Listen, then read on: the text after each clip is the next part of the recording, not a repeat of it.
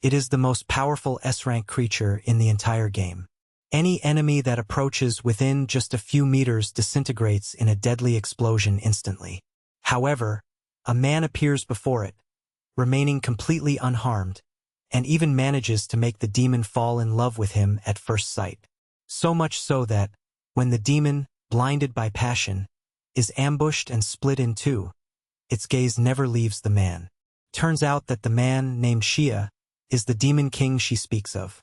It all started that year, when the game called Earthswell crossed into reality. Since then, monsters and non-player characters from various factions descended en masse, placing the world in serious danger. Fortunately, all humans became players of the game. They started as novices but soon gained the skills to fight the monsters. However, Xia, instead, only eagerly presses the start screen, finding in it complete silence. Something is wrong. He is simply an ordinary college student, but at that moment he witnesses something extraordinary. The system emits a constant beeping. The next moment, a notification appears on the screen indicating a character creation failure, and the system shuts down.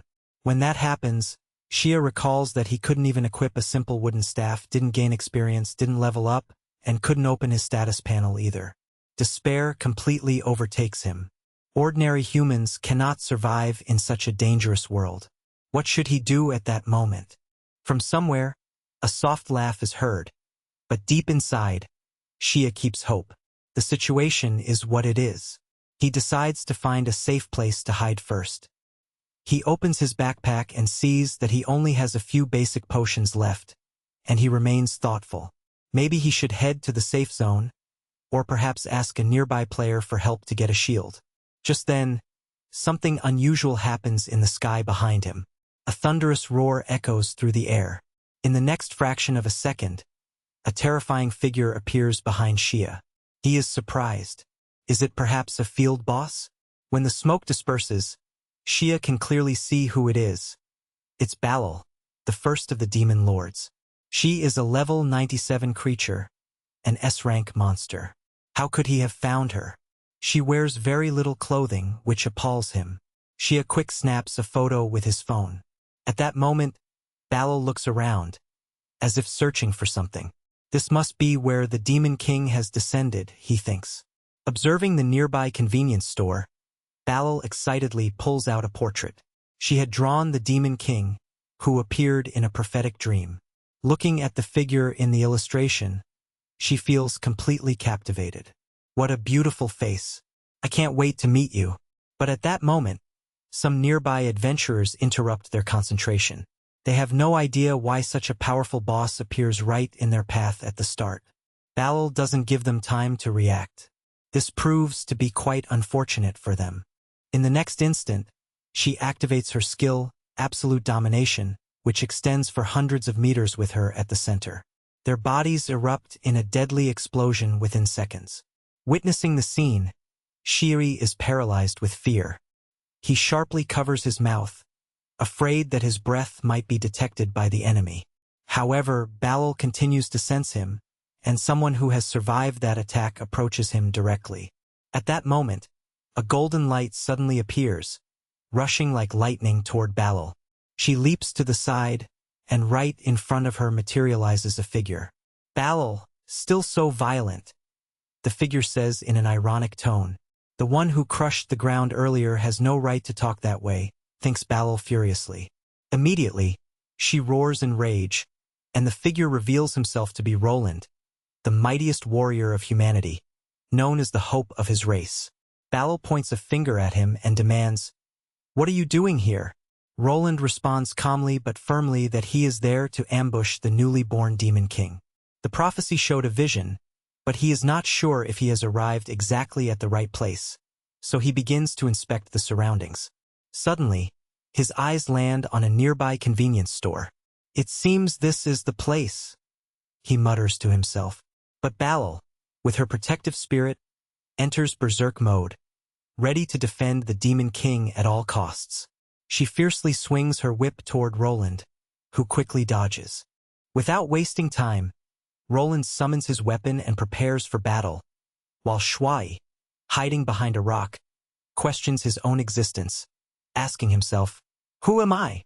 Where am I?" It's just fear. The fight continues intensely. Balal, already injured, falls into dangerous health levels. Still focused on protecting the Demon King, she suffers, and her health bar suddenly increases. A warning appears on the screen. Balal enters Phase 2. Attack power increases by 20% and can no longer be controlled. Then, Balal jumps over Roland's head and shouts, "Die!" Sweating nervously, Roland realizes he can't allow that crazy woman to surpass him. In a desperate act, he pulls an object from his chest and holds it up in front of Balal. Her reaction is instantaneous. She freezes completely, utterly in love, unable to move. The key lies in a portrait that Balal was carrying during the fight, which Roland has just taken. Seizing the moment, Roland slaps Balal hard with one hand, sending her flying right next to Shui. Part 3 of 44. The scene is humiliating and painful for him, who is already in a vulnerable state. Balal, staggering, stands up and helplessly watches how the portrait of the Demon King he adored so much has also been destroyed. At that moment, an uncontrollable rage takes hold of her. But just as she is about to lose control, her gaze meets that of a trembling Shui. She freezes in fear, and at that very second, the scene turns completely upside down. "My dear Demon King, I've been waiting for you at last," Balal whispers softly with hope in her voice. Before she can finish, a streak of sword cuts through the air. The joy on her face freezes instantly. The scene is filled with blood and violence, causing Shui, psychologically fragile, to panic, drooling and fainting from shock. After eliminating Balal, Roland plans to set traps to destroy the Demon King as soon as he descends into the mortal world. In reality, being an initial-level Demon King, it should be easy to eliminate him.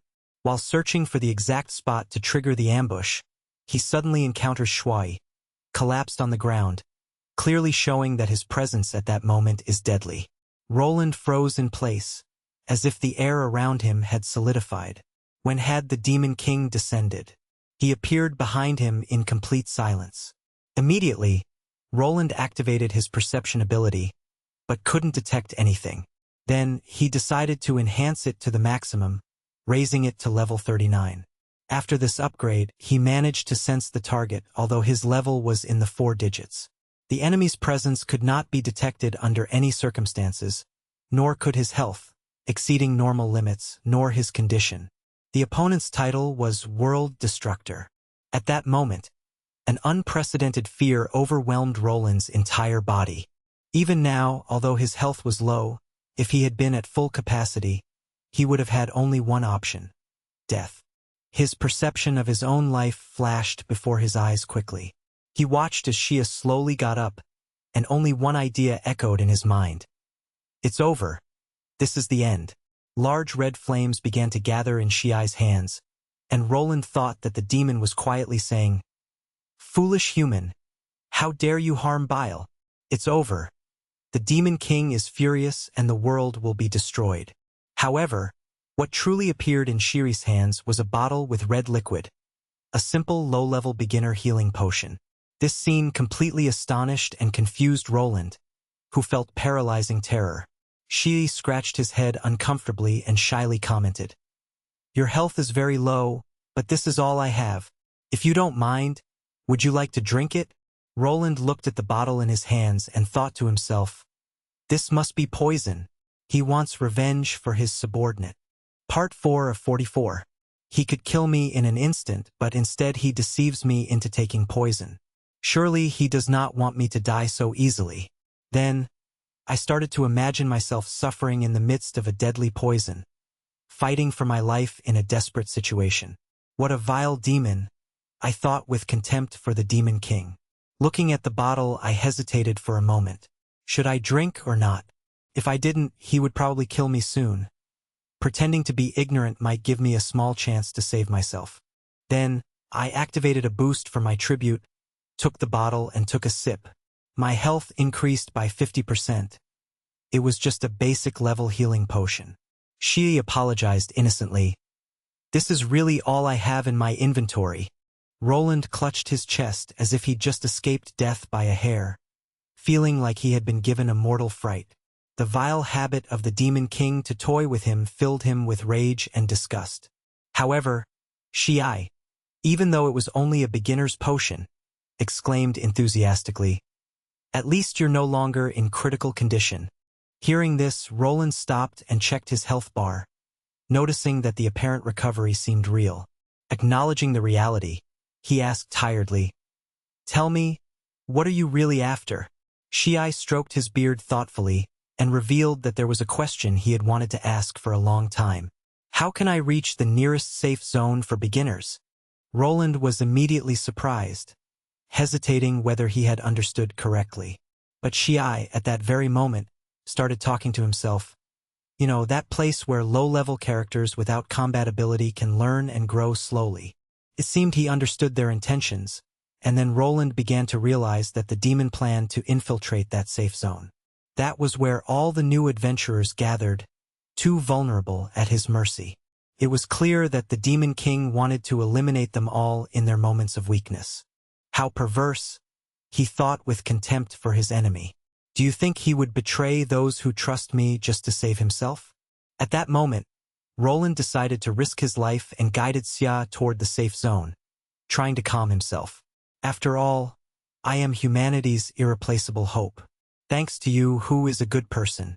Roland moved his hand with a bitter smile and then turned his head, thinking gravely, "Damn it, when I return to the safe zone and contact the authorities, I will look for an opportunity to end you." Just then, a terrifying demon appeared overhead. Roland quickly raised his weapon and destroyed it. However, more and more monsters started to appear in the sky, even with low health. For Roland, dealing with creatures of that level was still more than manageable. Suddenly, a monster charged at Shiri, roaring at him in a demonic language, and shouted, "Boss!" with a fierce tone. Roland watches attentively, frowning. Will he act? It's a perfect opportunity to gather combat information. But in the very next moment, Shuri collapses into Roland's arms, trembling and begging, "Save me!" At that instant, the monster reaches his position. Without hesitation, Roland activates his ability, the explosion sword. A loud blast echoes behind them. Roland looks down and, unable to help himself, internally complains. Despite how savage the monster's attack is, he has no intention of intervening. Is this the confidence of true strength? However, he doesn't realize that Shirai is almost terrified to death. He has overwhelming power, but still hasn't discovered that I am actually the one who will ultimately kill him. Despite that, Roland remains lost in thought. Maybe tonight he can buy a lottery ticket and get lucky. As he thinks about it, he remembers that someone is still clinging to him. "Can you let go? I really can't walk." Watching Roland, who saved him despite being in poor health, Shirai quickly opens his backpack in search of something useful. Everything he was carrying earlier was dropped by Balal. He has just seen Balal's corpse and asked, "Can I keep it?" After learning that Roland doesn't need it, he eagerly begins looting everything. "Thank you." Shirai picks up a bikini set, a piece of legendary equipment. Suddenly, he freezes and gestures for Roland to come closer. Turns out to be a book titled "The Demon Lord Falls in Love with Me." Its contents make both of them blush. Shirai ponders with regret. If someone else had found these items, they would have kept them. But I can't equip anything. Such luck, and I can't enjoy it. Watching Roland in the distance, responsible for killing monsters, he promises himself to grow stronger and become as powerful as him. However, after finishing the fight and breathing heavily, Roland points out that the safe zone is over there. Shirai stands frozen at the scene. Meanwhile, on the demon side, after learning of Balal's defeat, they are in a situation of distress similar to ants in a hot pan. Should we send someone else to greet the Demon King who descended? Only Balal saw in his prophetic dream what his appearance would be like, and yet he failed. How can we locate the Demon King? At that moment, a voice interrupts them. The newcomer is Mammon, one of the 7 demon lords. There's no reason to panic. Before his death, Balal left us a clue that allows us to identify the Demon King. At that moment, Babylon, one of the 7 lords, stands up and comments, "Your moment is perfect." According to information provided by a demon spy, after Balal's death, Roland left the Demon King's descent point accompanied by someone else. Upon hearing this, Mammon pauses for a moment and deduces that the person Roland is carrying is likely the Demon King himself. Babylon pulls out a photograph showing that individual, sent by the demon spy, and hands it to Mammon with both hands. Mammon looks at the image in silence for a few moments, and finally, he mercilessly throws it into the trash.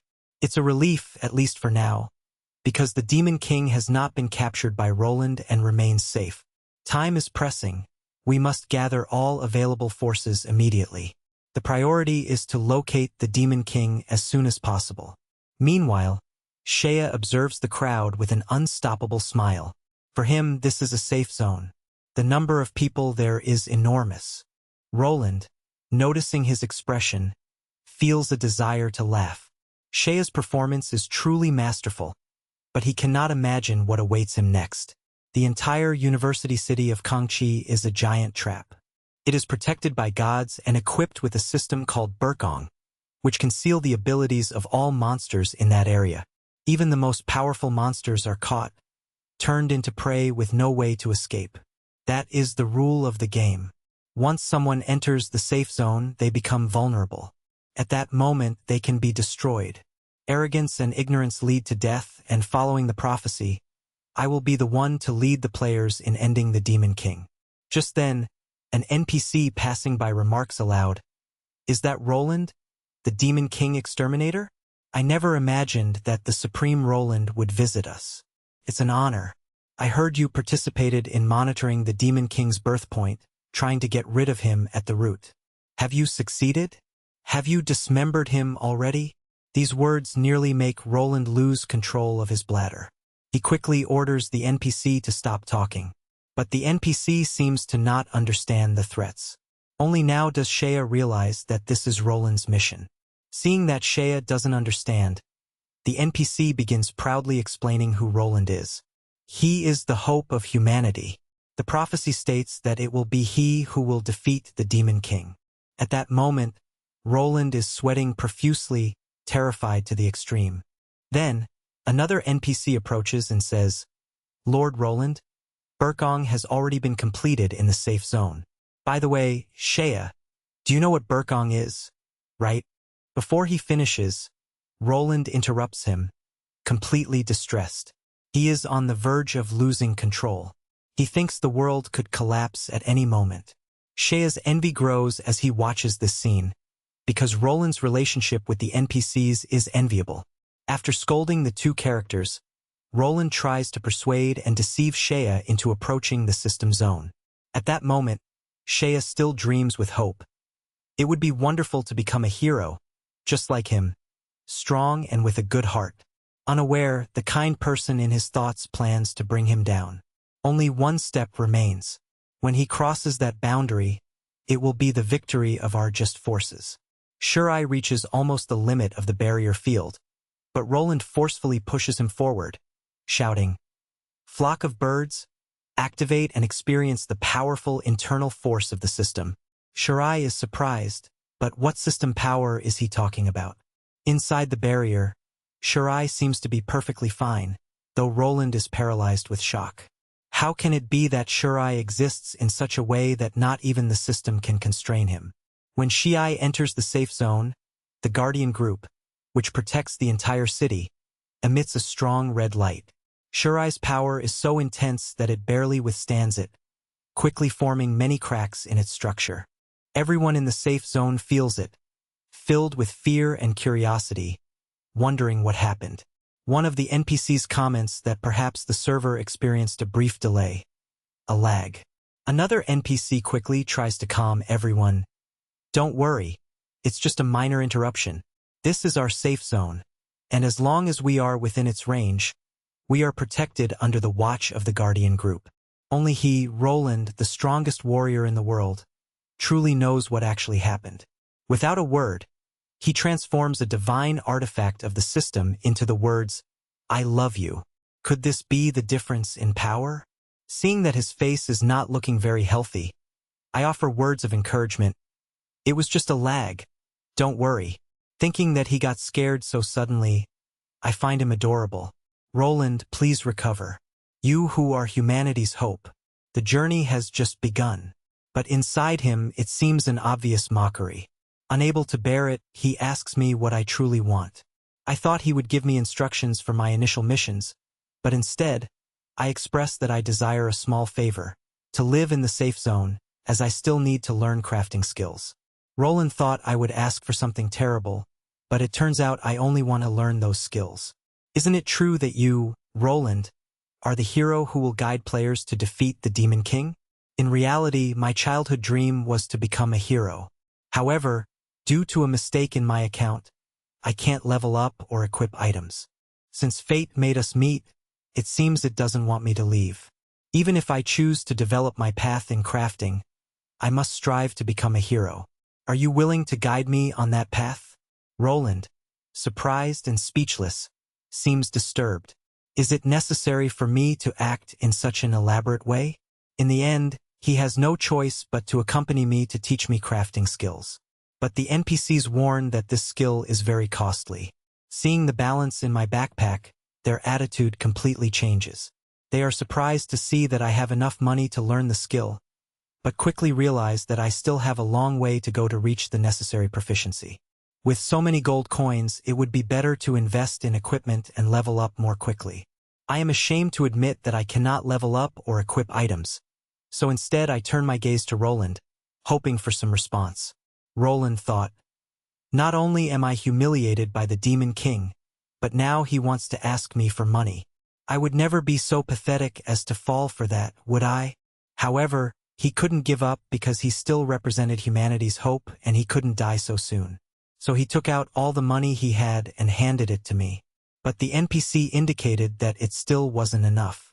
I looked again at Roland, who removed his coat valued at 100 gold coins. Still not enough. I looked again, and he drew his sword, worth 74 gold coins. Still not sufficient. I checked once more, and he took off his shirt, valued at almost 100 gold coins. The amount still didn't reach the necessary sum. Now, Roland found himself completely broke. Then, the NPC reminded him, "Don't you have a valuable watch?" But that watch was a gift from his father for his coming of age. However, in the end, he managed to gather the full amount to cover my tuition. Humanity's hope at that moment began to despise this world. Following the NPC's guidance, I reached the trading center with the intent to sell some items. At that moment, a novice player was trading at the counter, displaying a top tail valued at 3 copper coins and selling all his equipment. Seeing him, I sighed at his sadness. No matter how much the world changes, money remains the biggest problem. Then, I took the items Roland had given me to the sales booth. The full set of S-rank items left the NPC at the counter astounded. He also remembered that those pieces looked familiar to him. Suddenly, he remembered, could these be the objects of the strongest warrior of humanity, Roland? Then, I took out the items I obtained from Balal, the great demon. Upon learning the value of the previous equipment, he activated his appraisal skill to verify the value of the 2 items I just presented. The result was even more shocking. They were actually the horn of the great demon Balal and a chest ornament, almost a divinity in itself. This drew the concern of the previous trader. My heavy armor was only worth 2 silver coins, but that thin garment, appraised at over 300 gold, was an extremely rare treasure. You know what? The thinner it is, the more valuable. It is as soft as air and secondhand, but an exclusive jewel. Part 9 of 44. When I saw that I wanted to sell it, the NPC warned me that it was endgame equipment. He advised me not to sell that item because if I handed it to an NPC, the system would recycle it and it would cease to exist. However, I discovered that it was already bound and couldn't be traded with other players. So, the NPC suggested I could keep it. Although using it would be somewhat perverse, it would be a huge epic breakthrough. It didn't matter if it was perverse or not. I simply couldn't equip any gear at the moment. In despair, I sold it in the market for 955 gold, in this merged reality with the game. Some seek to defeat bosses, others want to dominate the arena and reach the top of the leaderboard. Some explore maps and discover endless possibilities. But my goal has always been to make money. That way, I could hire people to carry me through group dungeons. Even if I lack combat power, I can still participate in defeating the final boss. Just thinking about it fills me with anticipation for the future. In a few days, I will achieve maximum mastery of the crafting skills I've just learned. As I leave, I tell the NPC, my progress is at the highest level. Since your basic skills are also maxed out, get ready to face the final nightmare stage. I walk past him and casually add, my Grandmaster level is also at the top category. Hearing this, the NPC freezes in place as if paralyzed. And what if the account has bugs or errors? From today, I will follow the route of production to defeat the Demon King. Now, I need to attend to an important matter. With this idea in mind, I arrive at the meeting room, a place where players can form teams and choose dungeons freely. A professional level 16 player catches my attention. Her teammate suggests that fighting enemies above their level is too difficult and wants to add another person to the group. But in reality, each additional member means experience will be divided into more parts. Absurd. I've calculated that 4 members are ideal for this dungeon. Chin Hoen warns that if someone makes them look bad, they will be kicked out and replaced, even if it's his own sister. Shirao Yuan quickly commits to trying hard and asks not to be expelled. Just as they are about to leave, a pop-up window grabs my attention. I examine it carefully and it turns out to be a request to join my group. I wonder where that rookie who's trying to take advantage of us came from. Without overthinking, I decline the request by shooting another pop-up. He instantly refuses it and I rapidly send several more, all of which he rejects one after another. Then I send him a trade invitation. When he accepts, one might wonder what trick I'm trying with this. The system screen shows that I have gifted him 10 gold coins. He looks around with disbelief at everything around him. Up to now, he has only saved 2 gold coins and 57 silver pieces. And now, someone offers to give him 10 gold coins all at once. With that amount, he could learn all the current combat skills, craft a full set of high-quality equipment, and even accelerate his level-up process more than 5 times. But how can someone in this world have 10 gold coins? He wonders if perhaps the person leading the rankings or occupying the top spot on the leaderboard is the only one who exceeds his level. Or could it be some kind of sophisticated deception? And who, in their right mind, would refuse such a tempting offer? After clicking confirm, the 10 gold coins are instantly transferred. The excitement nearly makes him faint. At that moment, I send him another request to join my group. Without hesitation, he gladly accepts. I explain that I want to hire him to accompany me to my old house, as it is occupied by level 18 moles, and I cannot go alone. Luge is outraged and says they are climbing the rankings and have no time for benevolent work.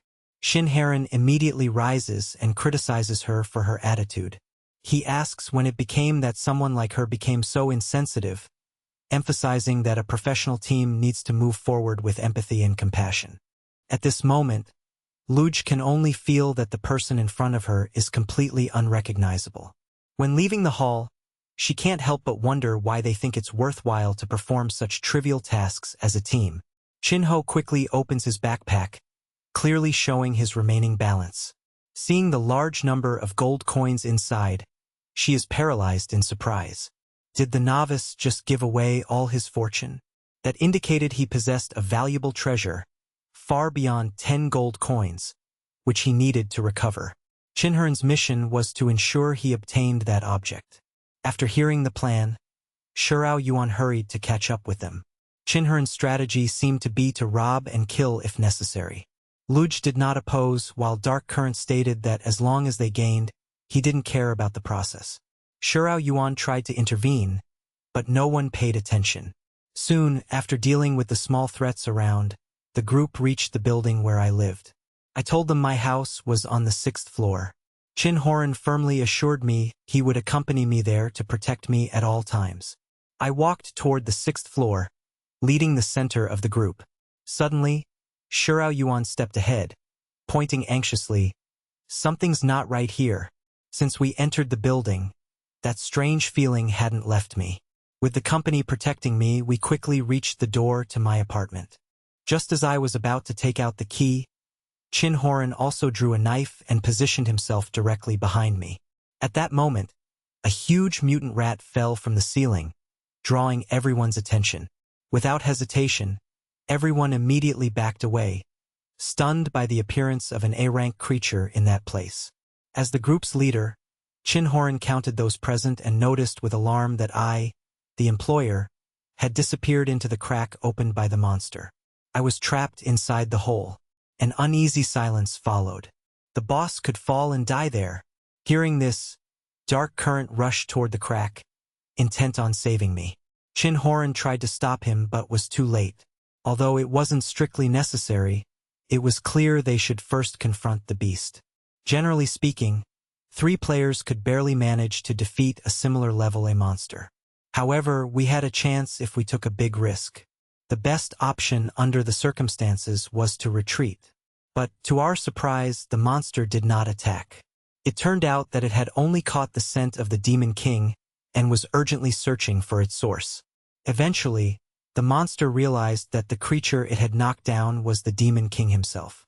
As he fell through the air, I wondered, would everything end like this? If I were to die in a fantasy story, I would expect some system or skill to activate upon awakening, right? In the end, I fell to the ground. But I was not only alive. I didn't even feel a slight pain. And now, what should I do? I decided to wait for the experts to descend and rescue me. The monsters surrounding the area, upon sensing the presence of the Demon King, stepped forward to surrender to me. In an instant, some of them were pinned against the wall by knives thrown by Dark Current, which surprised and froze me with fear.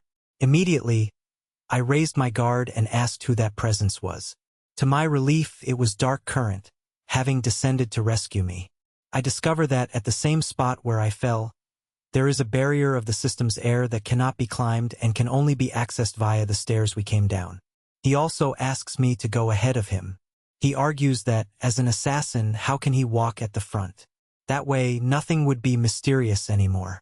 With no other choice, I obey, aware that she considers herself the expert. From behind, she assures me she will always protect me, though internally she thinks that men are such foolish creatures that they won't understand until they are defeated, that my goal is to steal the relic they are trying to recover in this mission. After saying this, she launches a backstab attack. Just as she prepares, I open a panel on my backpack and take out a roasted chicken to heal myself. She can't believe her lethal blow was blocked by a simple chicken. I then tell her, while raising my manufacturing skill points, I made a lot of food. Here, recover your health. Is this knife for eating chicken? The woman, regaining her composure, quickly steps back, thinking that I am a weak and small guy. But she doesn't realize that I can not only produce 10 gold coins, but also possess advanced culinary skills. The food I prepare acts as a shield and can completely block attacks. The wound she inflicted earlier would be too much even for a level-appropriate warrior. Moreover, that roasted chicken must be infected with deadly poison. However, she can't resist for long and begins to eat. By the time she regains consciousness, she has devoured most of it and feels a powerful energy flowing through her body. At that moment, her level increases by 5%, and her skills and class level also improve. It's not just roasted chicken. Clearly, it's some sort of cheat code. She has sworn to follow the most powerful player. Anyone with that kind of power is far superior to that idiot Chin-han. From now on, she declares it belongs to her and will do whatever he asks. I wonder, as a cold-blooded assassin, why does she offer her loyalty over a roasted chicken? Does she have some odd obsession? I tell her she just needs to take good care of herself, since I am her boss and the one paying her. Hearing this, she falls silent. Taking advantage of the moment, Chin-horan, who had also been surprised, suddenly attacks the disoriented rat monster with a surprise strike. Although his damage doesn't even scratch the monster's skin, he feels that, after accidentally injuring the Demon King, he no longer deserves to live. So, the rat monster decides to self-eliminate by biting its own tongue. Chin-horan never imagined that this elite monster would die with a single blow, even though it was 6 levels higher than him. At that moment, a bright light appears around him, and the system announces that he has obtained the title of Invincible Warrior. Equipping it increases his health, attack, and defense by 3%. Just as he begins to boast about being the man who extinguished a level 22 monster, Xiaoyuan watches him from behind with horror. A chill runs down his spine before he has a chance to react when a paw strikes him, knocking him into the air. His health instantly drops to half, and he can't understand why a boss monster appears in this level 16 dungeon. Next, the demon cat simply yawns before them and throws them back against the stone wall. Chinhurin suggests that he will distract the creature so they can retreat. But immediately, a paw strikes him again, and his defenses are completely useless against the demon feline. When his health approaches 0, he desperately orders Xiaoan to heal him. She snaps out of her daze and heals him, but just at that moment, the demon cat also moves in to strike him down. That demon seems very amused. It waits for some health to recover and then trips him again. He never imagined that, as an unmatched warrior, he would end up being harassed in this way. He tells Xiao Yuan to stop healing him and simply accept his fate. Even 5 players of similar level might not be able to defeat that monster boss. The priority is to cover their retreat quickly. But when they turn around, they discover that Lu has already escaped to a secluded rooftop. Sorry for both of you. It was to win, not to die together. Xiao Yuan thinks that, although it makes sense, that attitude is too harsh. At that very moment, the demon cat prepares to end Chinho with a single strike. Suddenly, they hear sounds from inside that resemble my cat's meows. When they open the door, I realize it is actually Baowa. Seeing him, Bao shrinks back and returns to his normal feline size. The creature I hired to recover turns out to be Bao Bao after all. Chinhurin and Xiaoyuan are completely shocked by this scene. They never imagined that the dungeon boss was the pet of that weak creature. Afterwards, I go to the kitchen to gather supplies for Bao Bao. Although this turn of events is incomprehensible, at least they are safe. They think that, apparently, I must keep many secrets and that perhaps they need to keep me alive. At this moment, he praises Dark Current for having saved him. You're different from certain people. You're my most trusted companion. Come here. I will reward you with an unmatched warrior's hug. But how could he know that Dark Current is completely conquered by me? In that instant, Dark Current draws his sword and thrusts it between them. They both fall to the ground, blood splattered. Does he dare have intentions toward Lord Xia? You deserve death. Chinhurin can't understand why her former accomplice has changed attitude. Seeing that he still dares to question her, she decides to stab him 2 more times.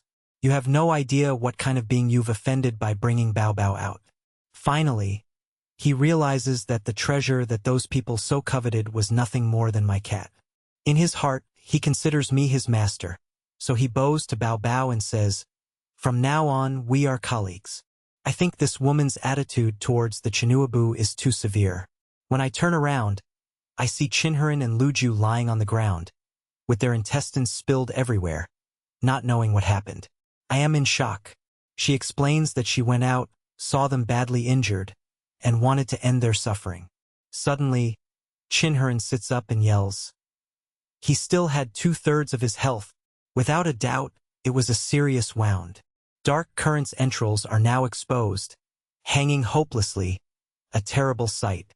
There was no way to save them. The situation was too grave.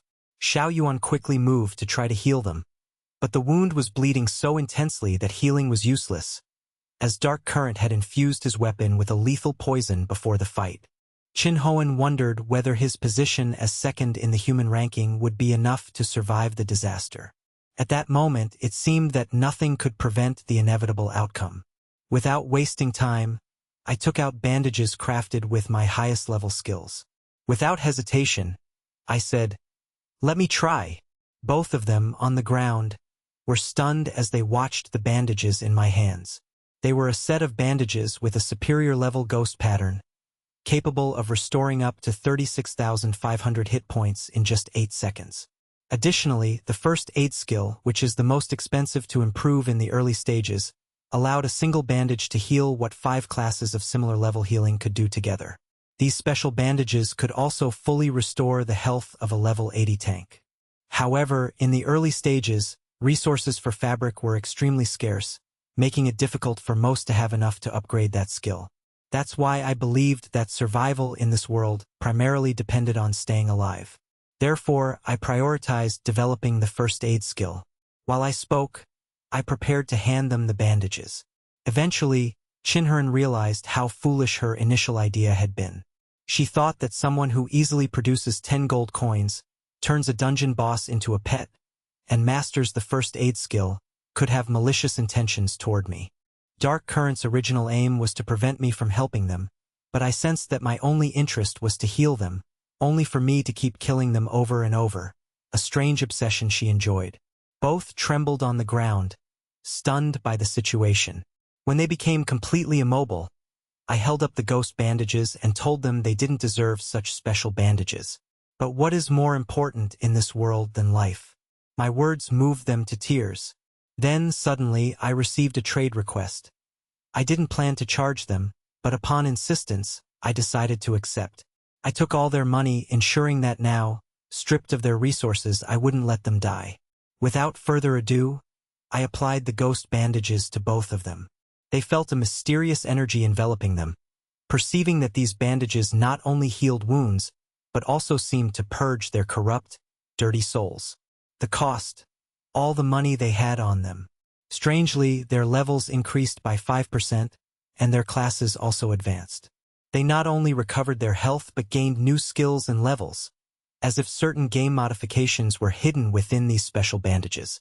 Then, the three of us kneeled, completely exhausted before me. I reminded them that they still owed me money, with an annual interest rate of 35%.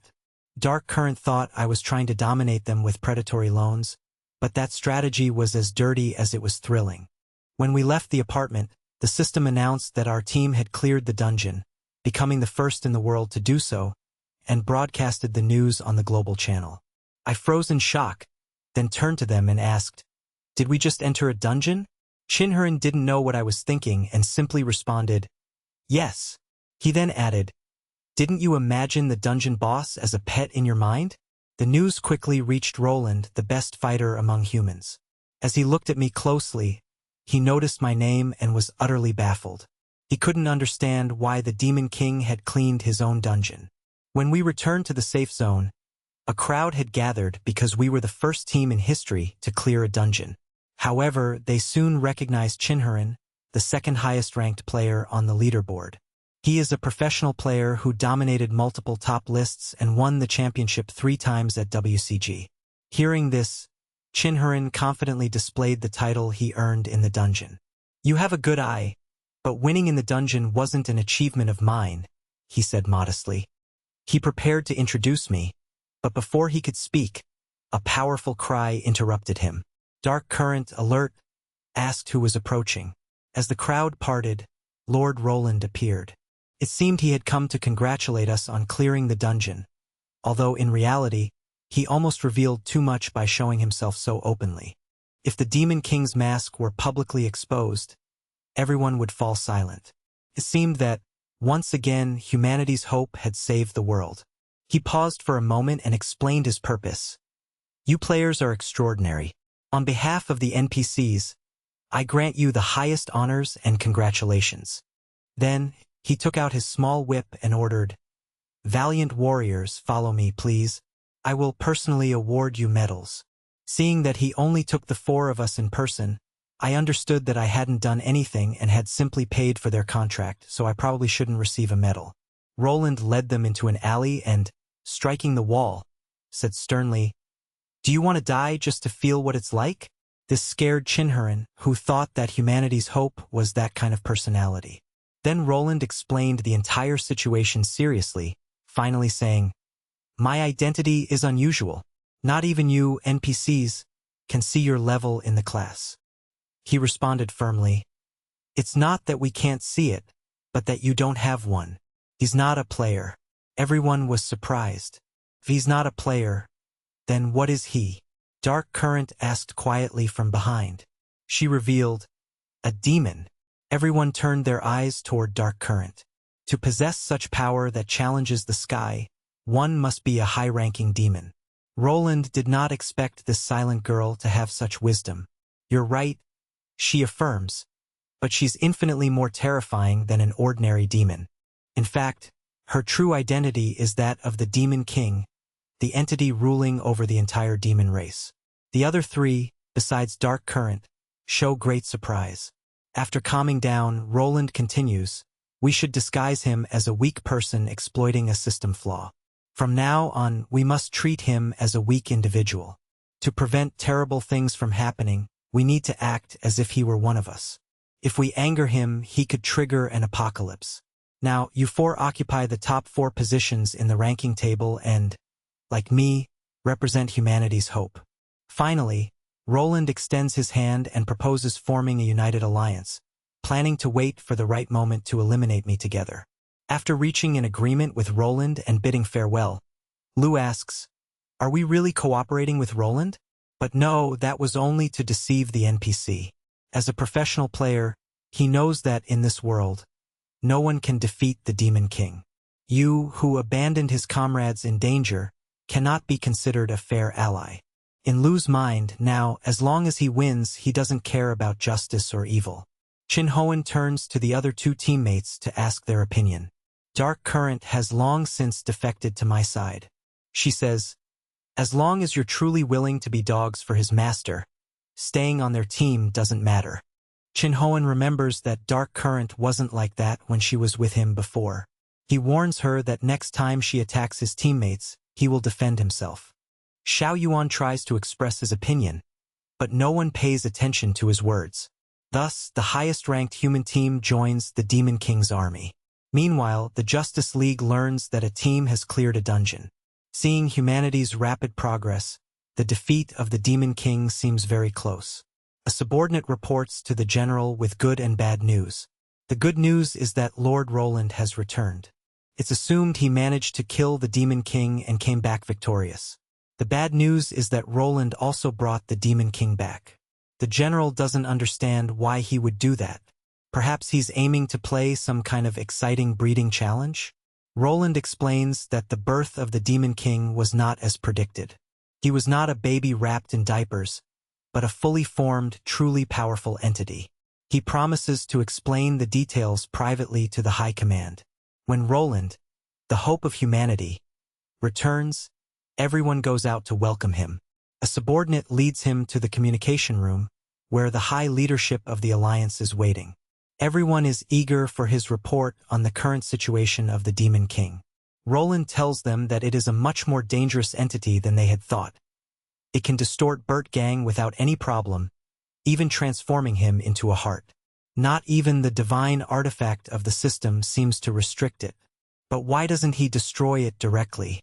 Roland explains that, based on his observations, the Demon King is forcing us to allow him to infiltrate human society. Every time he shows a small concession, he takes no further action. And he already suspects what the true purpose of the Demon King's maneuvers is. The higher-ups praise him, recognizing that Roland truly deserves the title of humanity's hope, and that his wisdom is exceptional. They urge him to quickly explain what the Demon King's ultimate goal is. His answer is that he seeks to dismantle the political system and human alliance to eradicate humanity without the need for combat.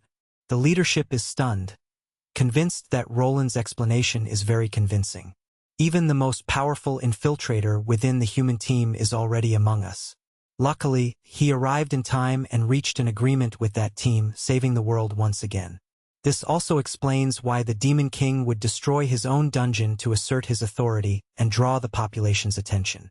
Currently, monsters in this universe are divided into 2 categories. The first consists of native Earth animals transformed by the evil energy accompanying the Demon King's awakening. The second is the demon race, originating from the same place where the human NPCs are found. Among these, only the most powerful monsters reach the level of bosses, considered extremely dangerous enemies. The central story of the world follows the Demon King, who seeks to destroy humanity but is defeated by human players led by heroes. The dungeons are actually the Demon King's strongholds established on Earth. Hearing Roland's narration, Everyone feels indignant. The Demon King would not hesitate to demolish his own dungeons to carry out his plans. At that moment, someone in a discreet corner suddenly proposes an idea. Could it be that the Demon King has lost his memory and does not recognize his true identity? Understanding the situation in this apocalyptic world, it becomes clear that possession of goods in safe zones is the scarcest resource. I used the money obtained from selling equipment to buy a building downtown, aiming to have at least a secure base of living. As a weak person without combat skills to survive, I must think of ways to earn bigger profits. When I open my inventory, I see it's filled with roasted chicken and bandages patterned with ghosts. I also keep an egg that I didn't sell, a product of looting from the Demon Chief's equipment. Now I can focus on crafting custom items or selling the objects in my inventory, either in their current form or after upgrading them. After a moment of reflection, I make a decision. First, sell the Balal egg. Previously, its team was sold for a good price, and its egg should be worth even more. But at that moment, I make a careless mistake, and the egg slips from my hands. When it hits the ground, many tiny cracks appear on its shell, which startles me. Won't it lose value if it breaks? Immediately, I take out the ghost pattern bandages of rank A and carefully wrap it, thinking about selling it at dawn the next day. For now, I need to order food delivery, take a shower, and rest. After entering the bathroom, Bao Bao senses that something is off with the egg. At that moment, the cracks begin to spread across the entire surface of the shell. With a cracking sound, the shell breaks apart, revealing a tiny figure instantly. The creature wraps its body with ghost bandages. It is the great demon Balal, one of the 7 demon ladies under the Demon King's command, who was destroyed by Roland when he came to meet him. Now, influenced by the bandages, she is born prematurely. Suddenly, she feels a hot breath behind her. Turning around, she sees that a gigantic creature has been watching her for quite some time. She wonders if she will be executed again as soon as she wakes up. Upon closer inspection, she recognizes that it is Bao Bao. She asks how she recognized her, to which Balal responds that she saw her in a dream. For a moment, she reflects that she had been in a deep sleep for a long time, trapped in a reality she did not understand. In a dream, a force showed her a troubling prophecy. After the union of 2 worlds, the Demon King would lead an army willing to destroy humanity. In that dream, she was the creature closest to Lord Demon King, also known as James Bao, the great demon who commands all demon beasts. Bao found this interesting and asked me to continue. That same force in the dream also revealed the birthplace of the Lord Demon King. When I woke up, I waited eagerly to meet him. In the human world, I persistently evaded pursuit by Sky City and Roland, facing every obstacle with tenacity. However, I did not expect to be ambushed by Roland at the Demon King's birthplace. She urged Bao to help him quickly and rescue him. Bao simply replied that it was not necessary. The Demon King is no longer at his initial level or in a juvenile state. He no longer needs protection, as he is a complete demon with a level at least in the 4-figure range. I don't even know his exact rank. It appears as incomprehensible characters. Then, Ballet asked about Bao Bao's current level. The Lord Demon King had established a connection with me. For me, level no longer matters because that means I can access the power of the Demon King directly. When he found me, the Demon King was only at level 35. However, we spent years living together constantly, day and night. His affection towards me is understandable. After hearing this, Bale decided that she must make an effort from that moment on. Then, Bao shared something important, that the Demon King is now infiltrated among humans. Ballet thought that he must want to destroy the political system and the human alliance, eliminating humanity effortlessly. He is truly deserving of being a Demon King, with enough power to destroy the world with a single blow, yet he chooses to enjoy everything slowly. Bao reminded her.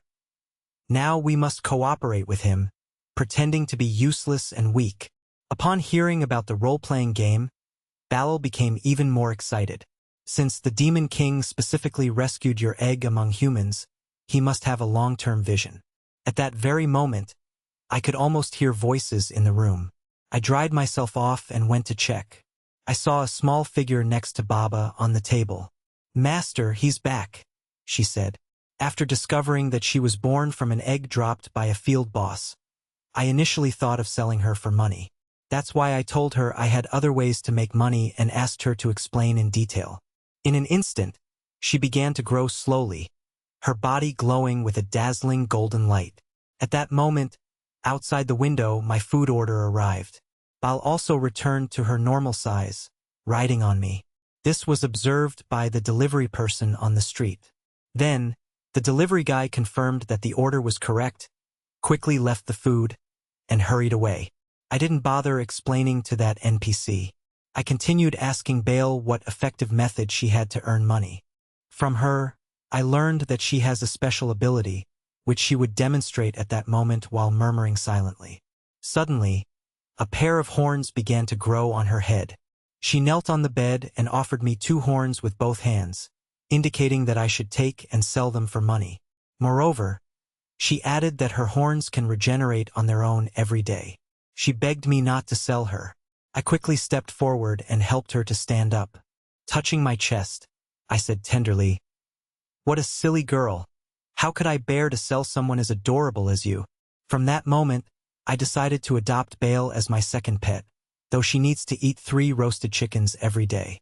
When she transforms into her miniature form, she only needs 3 cookies. Therefore, from now on, except during horn harvesting, I will keep her in her small form. Then, Bale asks what my next plan will be. Bao Bao's heart is pounding hard. Asking directly like that would reveal the true identity of the Demon King. In the normal game, players level up and challenge dungeons, but due to a system glitch, I cannot improve or equip gear, so I can only survive. I understand the situation, remain silent, and observe how events unfold while simultaneously gathering enough wealth to hire other teams to help explore dungeons in the future. At first, I thought about making money by selling equipment using my maximum production skills, but we are still in the early stage of the game. Most players cannot afford such expensive items. That's why, Balal, you are now very important to me.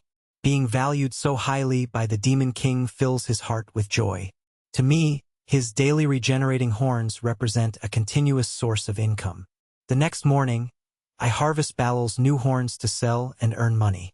She stands on a small balcony, watching my figure walk away, thinking how wonderful it is to serve the Demon King. At that moment, in the center of the safe zone, a bright light signals that another high-level NPC has descended to Earth. It is Bishop Pui from the Moxie Church, the second high-level NPC to arrive after Lord Roland. Roland leads a group of NPCs to welcome him. With Pui's arrival, humanity's counterattack can begin. As other high-level NPCs descend one after another, defeating the Demon King will become achievable. Pui looks at them with a contemptuous smile, thinking that Roland is exaggerating. Roland's expression darkens, and he asks what Pui means. Pui believes the prophecy indicates that the Demon King would be born as a baby. How strong can a baby be? That's why the organization agreed that he would be the first to descend to deliver the fatal blow. What Pui says about the Demon King being too powerful is just an excuse to justify the failed mission, Roland thinks. He even dares to tell Pui directly that he doesn't deserve the title of hope for humanity. At that moment, an NPC urgently bursts in, reporting that a level 89 monster appeared in the southern part of the safe zone. It calls itself a dragon, though in reality, it is a mutated lizard. It has destroyed 8 forward posts, causing more than 4,000 casualties among players and 91 NPC deaths.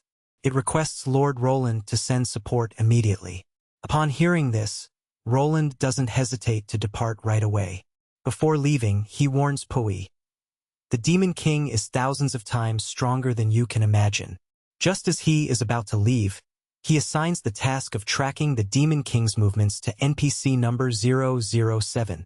This NPC, mass-produced, never imagined he would receive such a crucial mission. He asks Roland if he wants him to follow the demon discreetly, but he's an idiot. The Demon King's power is colossal, and a direct follow-up would surely be discovered. The best course of action would be for NPC 007 to approach him directly and request information. However, if he does so openly, he would most likely not reveal his true intentions willingly. To facilitate his task, Roland hands him a red gift box to carry with him. Upon receiving it, the NPC thinks, "Is this the legendary gift offering the humans talk about?" Roland also informs him that the box contains the valuable sacred claw of the Maya dragon, an object of great importance to his family, and that he has already obtained his father's permission to give it. This deeply surprises the NPC, who never thought he would be entrusted with such a precious treasure. Even more so, it is handed to him by Roland, a figure representing humanity's hope. It is an act too humble to fit his dignity. Finally, Roland entrusts him to prevent the Demon King from harming civilians during his absence. However, all this conversation is secretly overheard by Pucci, who is observing from the balcony. He cannot help but lament, with irony, how humanity's hope has fallen so low, as if he were a character in a manga comedy. When Roland rides away in his carriage, NPC 007 silently decides to fulfill his mission. Just as he is about to get on his bicycle to leave, a voice stops him. Looking up, he sees Bishop Pucci calling him from above. After coming down, Pucci says he will accompany him. He also wants to see firsthand how powerful this supposedly invincible Demon King really is. The two arrive at my door. Pucci initially thinks that the building has a room designated to hold the Demon King, but then he notices the spacious gardens surrounding the building. Those green belts seem large enough to maintain a safe distance, preventing the demon from causing damage in the secure zone. "I have to say, you've thought of everything in quite a bit of detail," Pucci comments. NPC 007 explains that the entire building was purchased by the Demon King, including the gardens he just pointed out. The news nearly causes Pucci to wet himself. A legendary team sold in stores for 680 gold coins. Could that money buy a mansion in the center of the safe zone? That's incorrect. NPC 007 responds. Balal, who was a subordinate boss of the final boss in the game dungeon, only drops legendary level gear and never in early stages. A mansion costing less than 1,000 coins in the early phases would, by the end of the adventure, have an estimated value of at least 756 billion gold coins. Pucci cannot understand what kind of Demon King would invest in real estate in human territory. Could it be to obtain funds in advance and build a destructive army? I didn't expect the Demon King to be so shrewd economically. Then, he orders NPC 007 to go and meet him in person. But the NPC tells him that he should only observe from a distance and not take any reckless risks. A simple mass-produced NPC daring to give orders. When he returns to the City of the Sky, he documents his supervisor's permissiveness towards Roland and the Demon King. But by that time, NPC 007 has already disappeared without a trace. Then he sees Seven holding the holy claw of Maya Dragon, not to serve the Demon King, but to gain the favor of one of his small subordinates. Seven presents the gift box and says, "Lord Roland asked me to bring this to you." For a moment, Bao doesn't remember who Roland is. Pucci thinks that Roland's brain must be damaged, wasting the family fortune to please this creature that eats, sleeps, and licks its own parts. Bao considers that collaborating with the Master's infiltration into humanity might be useful, so he decides to have a brief conversation with them. He asks, "Is that the one who mocks the weak and treats his subordinates harshly?" Bao confuses Chinhuran with Roland. Seven thinks and affirms, Yes, that's him." Then he presents the holy claw of Maya Dragon. Bao takes it and adds a small stick to use as a back scratcher. Seven wonders, what kind of power must someone have to use a legendary level object as a scratcher? Meanwhile, Pucci can't bear the weight any longer. That creature, which doesn't know its place without being taught a lesson, truly believes it is superior. Just as he is about to launch a divine light judgment against Boa, Bao decides that what they need to say can wait. Seven wants to ask Bao if the Demon King has plans to destroy the world lately, but Bao interrupts him, saying he suddenly has to deal with something. Pucci looks up at the sky and detects something flying toward the city. Upon closer inspection, it turns out to be that monster from before. How did it appear there? Didn't Roland intercept it? Where is he now? Just a few minutes ago, the dragon was flying in the sky while Roland chased it on land. The dragon kept flying, and Roland continued to pursue. When he almost caught up, Roland leapt from his vehicle and drew his sword to attack the dragon.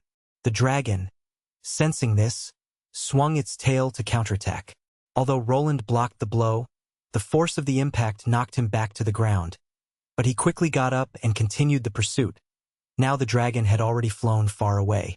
After distancing itself, the dragon heads straight toward the safe zone filled with novices.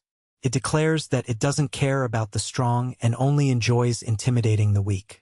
Seven sees the dragon almost touching the ground and desperately asks Poochie what to do. Poochie assures him that there's no problem, as the safe zone is protected by the system provided by Bert Gang. But upon closer inspection, he observes that Bert Gang has transformed into a heart shape. "You're late, Poochie. Maybe you don't know what happened," someone says. In the first episode, Lord Roland forcibly activated the system sanctions against the Demon King, causing Bert Gang to become like this. Now, without the system's protection, all low-level players in the safe zone will die. At that moment, the dragon delivers a devastating strike to the ground. Simultaneously, Bao Bao's eyes shine brightly as he looks up at the sky. Looking upward, he fires a regular beam of light at the dragon. The dragon is instantly reduced to dust and vapor. Roland, still in pursuit, cannot believe what he sees. The dragon has been destroyed in an instant by that simple beam.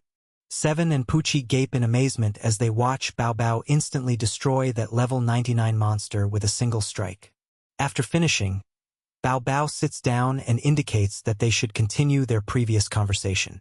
What did they want to ask just now? At that moment, Seven was still recovering from the shock. Poochie silently appreciated that his previous attack had not been triggered, believing that the gods were protecting them. Without hurrying, he quickly presented his family's cross along with the document of his native land and his pension certificate. Then he gestured towards Seven. "Whatever you want to ask, do it quickly." Moved by his sincerity, Bao Bao told them they could ask whatever they wished. "We just wanted to know if you plan to attack the safe zone soon or if you intend to destroy any world, so we can prepare mentally." Poochie didn't expect Seven to be so straightforward. What was even more surprising was Bao Bao's response. "Not for now. The Demon Lord just seeks to make some quick money. Are you finished with your questions?" Seven nodded. Then they left. Poochie couldn't believe that all of Roland's wealth, the ancestral cross, an apartment in the Celestial City, and his future pension were all worth just that question. Meanwhile, Seven felt extremely satisfied, as he had perfectly fulfilled the mission entrusted by Lord Roland, at least ensuring that the world would not be destroyed that day. That night, he returned home with the gold coins obtained from selling the tentacles of Balal. Upon arriving, he saw Bao Bao sitting alone at the door. He called him to come back inside, but once at home, Bao did not use the litter box again. Just as I turned, I caught him in the act. I have told him many times to do his needs in the box, but this time I grabbed him by the tail and pushed him outside. I opened the door, threw him out, and warned him that he would spend the night outside. When I closed the door and went back inside, Balal approached, ready to take care of my rest. But I told him it was not necessary. She hovered in the air, her body wrapped in light, and within seconds returned to her tiny form. Then, happily, she curled up in my ear and fell asleep. That left my cat outside, without sleeping the entire night. During the early hours, Bao Bao's tears dried up. When I woke, I saw that Balal was still peacefully asleep. Suddenly, I realized that, as she looked quite beautiful. Then I noticed something beneath the pillow, and when I pulled it out, I found a diary. Who would have thought that those little pets in the game could write diaries?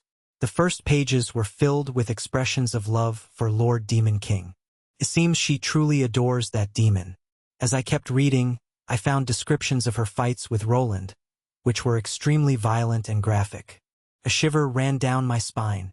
When I turned to the next page, I saw a very macabre photo. Terrified, I quickly returned the diary. I almost forgot that she was actually a fearsome demon. After I left, Balal stopped pretending to be asleep. Knowing her diary was exposed, she intentionally let Lord Demon King see it, conveying through her words the love she could not express aloud. That very night, I was the one who forced her to spend the night outside, while I later retrieved Bao and put him back in bed.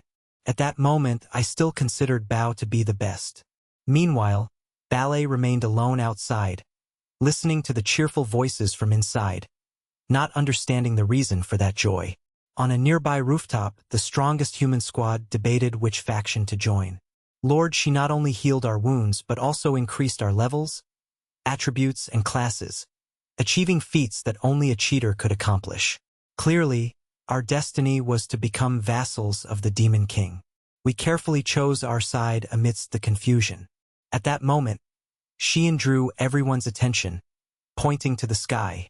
Something seemed to be approaching us at high speed, but it was still too far away to identify. Luju activated his class skill, Archer's Eye, and detected a demon with a childlike appearance and very high levels. However, they did not realize that this figure was one of the 7 demon lords, the level 101 master, the demon Babylonia. Since his subordinates couldn't locate Lord Demon King, she decided to come in person. Because the disappearance of the Demon King was linked to Roland, her goal was to capture him and interrogate him. Babylonia was heading toward the safe zone, surely looking for the Demon King, as Jean Huran had joined her faction. Now he and Babylonia were somewhat colleagues, so he quickly sought to establish a good relationship to greet her. As she approached, Babylonia spotted what appeared to be people in front of her. Upon closer inspection, he saw 4 human players. He thought that, upon learning of their arrival, they would have set up an ambush. But after checking their levels, he felt a certain confusion. The server had been open for less than 3 days, and already there was someone at level 24. Such talented people seemed worthy of elimination at the very beginning. He changed direction and launched a flying kick directly at Chinhuran. Seeing him fly toward him, Chinhuran greeted him politely. He was about to ask if he was looking for Lord Demon King, but before he could finish, a kick struck his abdomen, sending him flying into another nearby structure. When Babylonia landed, Lu tried to explain himself, but at that very moment she was already in front of him, preventing him from speaking and receiving another kick that sent her hundreds of meters away due to the force of the impact. Seeing this, Xiaoyuan quickly cast a healing spell on Lu, but Babylonia didn't give him a chance. Just when it seemed she was about to annihilate Xiaoyuan with a single blow, a figure appeared that blocked her attack. Babylonia couldn't imagine what could stop her assault. Upon closer inspection, she recognized it as Dark Current, the assassin. Dark Current asked her to allow the others to finish speaking first. Meanwhile, Babylonia wondered if even assassins could use shields, because even with one, it seemed impossible to block such a massive frontal attack. As the light faded, she finally saw the true nature of the object Dark Current was holding in his hand. To her surprise, it was not a weapon but a roasted chicken. Meanwhile, Chinho, thanks to his passive Rogue class skill, can immunize himself from a lethal attack. This can only be used once every 30 days. As he got up, he asked Dark Current to quickly explain the situation. Dark Current told Babylonia, "It's not just a roasted chicken." An anxious question arose. "Then what is it?" She replied with a smile. "It's a gift from Lord Xiai, a proof of his favor." Without finishing, she started attacking Babylonia continuously with the roasted chicken, while retreating several meters to concentrate her energy. Suddenly, she launched a quick forward slash. Seeing the situation was becoming dangerous, Babylonia immediately retreated several hundred meters. Dark Current raised the roasted chicken in his hand, calling this technique the strike of the victory oath. When the strike hit, a terrifying mark remained on the ground. The seemingly insignificant roasted chicken managed to repel a greater demon of level 101. Had Lord Xiai foreseen the crisis and given him such a treasure? After witnessing this, Chinhuran was speechless. If he had time for those dramatic lines, it would be better to clearly explain the situation. In fact, we still belong to the Demon King's faction. It was enough to just say that. However, Babylon sustained some damage due to her negligence. I didn't expect a player below level 30 to possess such power. Are these tricks or hacks? No, I still haven't found Lord Demon King, and I can't afford to fall here. With that thought in mind, she fills herself with unstoppable energy and enters the boss's second phase. She loses some of her reasoning, and all her attributes increase by 120%, her body fully armored. It's crucial that she doesn't enter berserk mode, as then it would be impossible to stop her. Shinhuran runs forward and positions himself in front of Babylon, shouting that he knows where the Demon King is. Meanwhile, I am giving a massage to my pet Bao, and suddenly, I see Babylon from the window. She has finished her transformation. When I observe her silhouette, it seems somewhat familiar. Bao comments that he might have seen her in some anime, but Babylon doesn't know that the first human squad has already switched sides to the Demon King. As captain, Shinhuran quickly asks Yayuan to explain the situation. She tells how, that very afternoon, she healed their wounds with a spectral pattern bandage, which even increased their levels. Since then, they decided to surrender to my absolute power. Upon hearing this, Babylon falls into deadly silence. You're not only cheating but also trying to lie to me. At least you should come up with a story that makes some sense. At that moment, she prepares to end everyone with a single blow. However, Shinhuran swiftly takes out a photo and claims to have proof. He explains that Lord Demon King appears in the image. Babylon pulls out a portrait of the Demon King drawn by Balal to compare, and realizes they don't resemble at all, which enrages her even more. She entered directly into the boss's third phase without prior warning. Her size increased by over 1,500%, and her attack range multiplied 20-fold. Gradually, she lost all reason and self-control, driven by rage. The humans, in their eagerness to deceive and trap, tried to ambush me, destroying everything within a 100-mile radius. When they realized that negotiation was useless, Shinhuran summoned the dark current to block, but he didn't expect that the roasted chicken he had given her was single-use only and began to dissipate. At that moment, he received a notification that Lu had left the group. Just as Babylonia's attack was about to fall, a laser beam appeared and neutralized it instantly.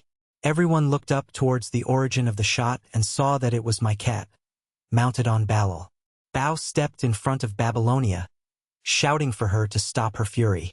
Her destruction could ruin the plans of the Lord Demon King, but Babylonia, as if she didn't hear, entered berserk mode. So, he focused his fire on Bao, who could only dodge while trying to explain himself. The Demon King Lord was disguising himself as a human to infiltrate the safe zone, planning a long-term strategy. If he managed to stop him, he could take him to see the Demon King Lord right then. However, Babylonia, from her perspective, only saw an orange cat meowing incessantly. At that moment, Bao began to lose patience, extending his paw with sharp claws.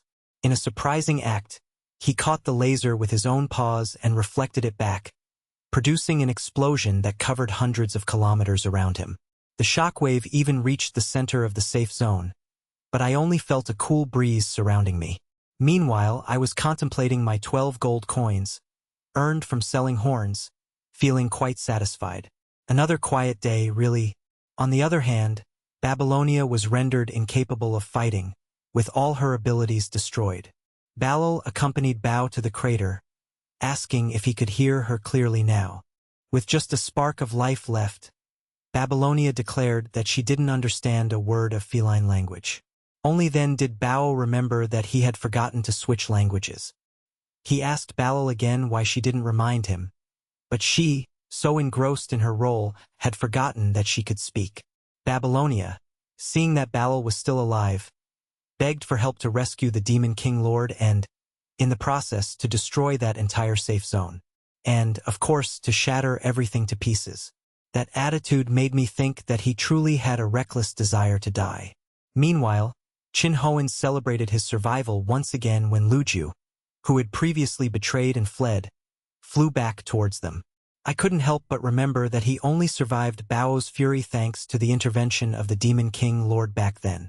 It's hard to believe that a fat, domestic cat could actually be an immensely powerful monster.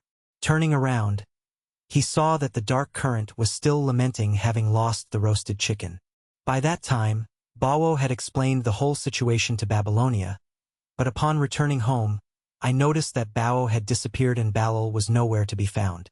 Just as I was considering that something might have happened to him, the doorbell suddenly chimed. Looking at the screen, I saw it was the boy who had helped me last time to get through that dungeon. When I opened the door, I thanked him tearfully for saving Bao once again and for bringing him back to life. They think I'm acting again and simply pretend to be indifferent, playing along. I told Chinho that he can just call me AI. From now on, we are the best of friends. Then I invited them in and to sit down. At that moment, Chinhuran mentioned that he had brought me a small animal as a gift. With that, he takes out Babylon in its miniature form. As soon as Babylon sees that it is me, its eyes light up. They say it is a pet for me. Seeing another demon, I can't help but remember Balal's bloody daily routine. Therefore, I say that my current conditions are somewhat difficult and I cannot afford another pet. Why don't you keep one yourselves? Babylon cannot suppress its sadness and disillusionment at being rejected by the demon lord. After finally encountering the demon, she looks for a way to stay close to him. That's why she offers her horns. The horns of a great demon can sell very well right now. Moreover, she says her metabolism is fast and she can produce 3 sets daily. Observing her sincere eyes, I consider the situation for 2.5 seconds, and then decisively accept to adopt her as a pet. I order everyone to enter and take their seats. Thus, Babylon joins her family just like Balal. But the moment they step into my house, they feel an oppressive and terrifying presence. I think they are overwhelmed by the amount of things I have stored. Then I explain that these are just some basic weapons I made during my blacksmithing practice. Hearing this, Chinhuran breaks out in a cold sweat. Any of those weapons would be invincible in the current game. Next, I show them some armor pieces and dolls that I crafted during my sculpture practice. Chinhuran and the others seem to think that this is not just a simple house but a real armory. Then I tell them I initially wanted to sell those weapons at the trading post, but selling at low prices results in losses, and at high prices there are no buyers. That's why I stored them at home. They can choose whatever they want, but only the basic ones in the hall. I plan to try to sell the more advanced weapons later. Jinhuran cannot believe that those weapons are only basic, at least in my opinion. Although, now that I think about it, even the roasted chicken I gave to the Dark Current could scare away Babylon, one of the great demons. So, forging equipment of such quality that it challenges the heavens is not surprising. He politely says, "How could we take them?" I reply that surely the rewards for killing monsters are much greater than what I produce. Just as they are about to sit down, they notice that even the sofa emits demonic energy. I tell them that piece of furniture was also handmade by me. Don't be ashamed. Please sit down. After Chinhuran settles in, he realizes that almost everything in my house is a demonic work. Could it be that the entire building beneath their feet has also become a demonic artifact? Even the water that Bile just brought seems to contain a powerful dark magic. I tell them this is because I wanted to save on the water bill. That's why I dug a well in the garden and named it the Eternal Well. Shinhuran dares not to imagine how formidable I truly am. Just mentioning a well in that instant, it became the Eternal Well, imbued with powerful magic. Previously, he still hesitated to join the Demon King's ranks, but now the situation is crystal clear. The creature before them is simply too powerful. Only by accepting his alliance can they survive in this world. After offering them a sip of tea, I bet I ask about a battle that took place near the safe zone. Was it the one where they captured Babylonia? Hearing this, Shinhuran worries that the Demon King might blame him. The intensity of that fight is admirable. Shinhuran thinks I am reproaching him, and the seriousness on his face makes him stammer, almost unable to speak. Quickly, I add, "Fortunately, the result was positive. It's wonderful that you came out alive and can have tea with me." Shinhuran believes I am praising him for reporting so promptly, so he affirms that he arrived without delay. With this, I want to congratulate him on surviving. Hearing these words, Shinhuran thinks I am assuming he has accepted the alliance, and secretly, he is pleased. After giving them another round of tea, I ask our guest if she has already eaten the roasted chicken I gave her earlier. She indicates that our Lord Demon King seems to know even the smallest details of that past battle and is aware that I already used the Oath of the Victory Strike. Seeing that she has already eaten it, I say I still have several pieces left. They only take up space. I will share a few more with you.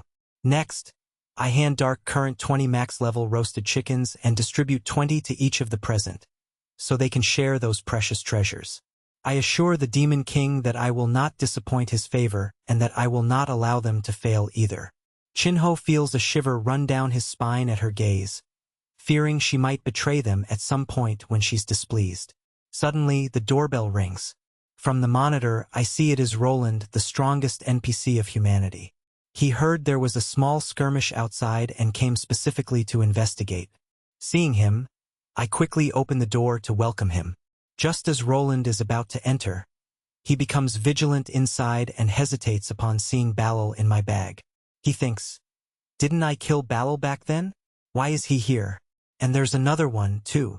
Looking down, he also notices that the entire building has been transformed into a demonic artifact. When he enters the hall, he finds it filled with various high-quality war supplies. He thinks I'm probably preparing something to destroy the world. With this idea, he concludes that I have turned this entire place into a base. Could it be that some wrongdoing on his part has upset the Demon King? Finally, he decides that he must keep me steady. After entering, he also finds that this is the first human squad. He thinks that in fact they were the first to detect the Demon King's anomaly and that they have already approached his home to gather information. They truly deserve to be his elite human squad. What admirable bravery! Together, they must stop the Demon King's plan to destroy this world. Finally, he gives Chinhurin a meaningful, expectant look. What Roland does not know is that this supposedly first human squad has already defected to the enemy after a great battle with the demon races. I try to reassure them kindly, but he believes I am doing so with sarcasm. This world turns out to be fascinating. I do not want it to be destroyed in this way, but I feel powerless. The responsibility falls on all of you to save it. Roland thinks that my supposed intention to destroy the world arises purely out of boredom. After a moment of internal reflection, he asks if the elves seem interesting enough to me. I am slightly surprised, since there are elves in this game. Roland mentions that he knows of a still-closed area called the Old Elven Kingdom. If we look there, we will probably find some. My curiosity spikes at the mention. If there's an opportunity, I really want to see what elves look like. My interest is rising, and Roland says he will go capture one for me. Chinhurin reflects, somewhat sarcastically, that this is quite a peculiar spectacle, that humanity's hope is being intimidated by the Demon King. I am glad to see that Roland values my presence so much, even though I know I am just a novice. If they want to build a future for humanity, they should follow someone like him. Then, I turn my gaze to Chinhurin and say that currently they are the strongest human squad. Chinhurin thinks I have misunderstood his relationship with Roland and is about to explain, but he is interrupted first. With a smile, he says, "You are worthy of being Lord Shia. Nothing escapes you." They have established a solid cooperation with that first human squad. Chinhurin, who has just joined the Demon King's faction, now wants to kill him, since he has been discovered. There's no need to hide it anymore. Although I do not fully understand what Roland meant by that, he insists that he will go with Chinhurin and the others, and that they will work together to achieve their goal. Hearing this, I laugh heartily, convinced that they are all made for each other. I accompany them as they leave through the door, and when it closes, Chinhurin seems to have swallowed some bad humor. He thinks he has been completely deceived by the Demon King, who only seeks to trick his faction as an enemy. Roland, for his part, thinks he must have been frightened by the wickedness and arrogance of the Demon King. Noticing their cooperation, he cannot do anything but accept. Meanwhile, if we manage to bring back an elf, there is still hope. Before he could finish, Chinhurin furiously strikes the wall behind him. "Did you do it on purpose, right?" he shouts. Roland, confused, doesn't know what to say.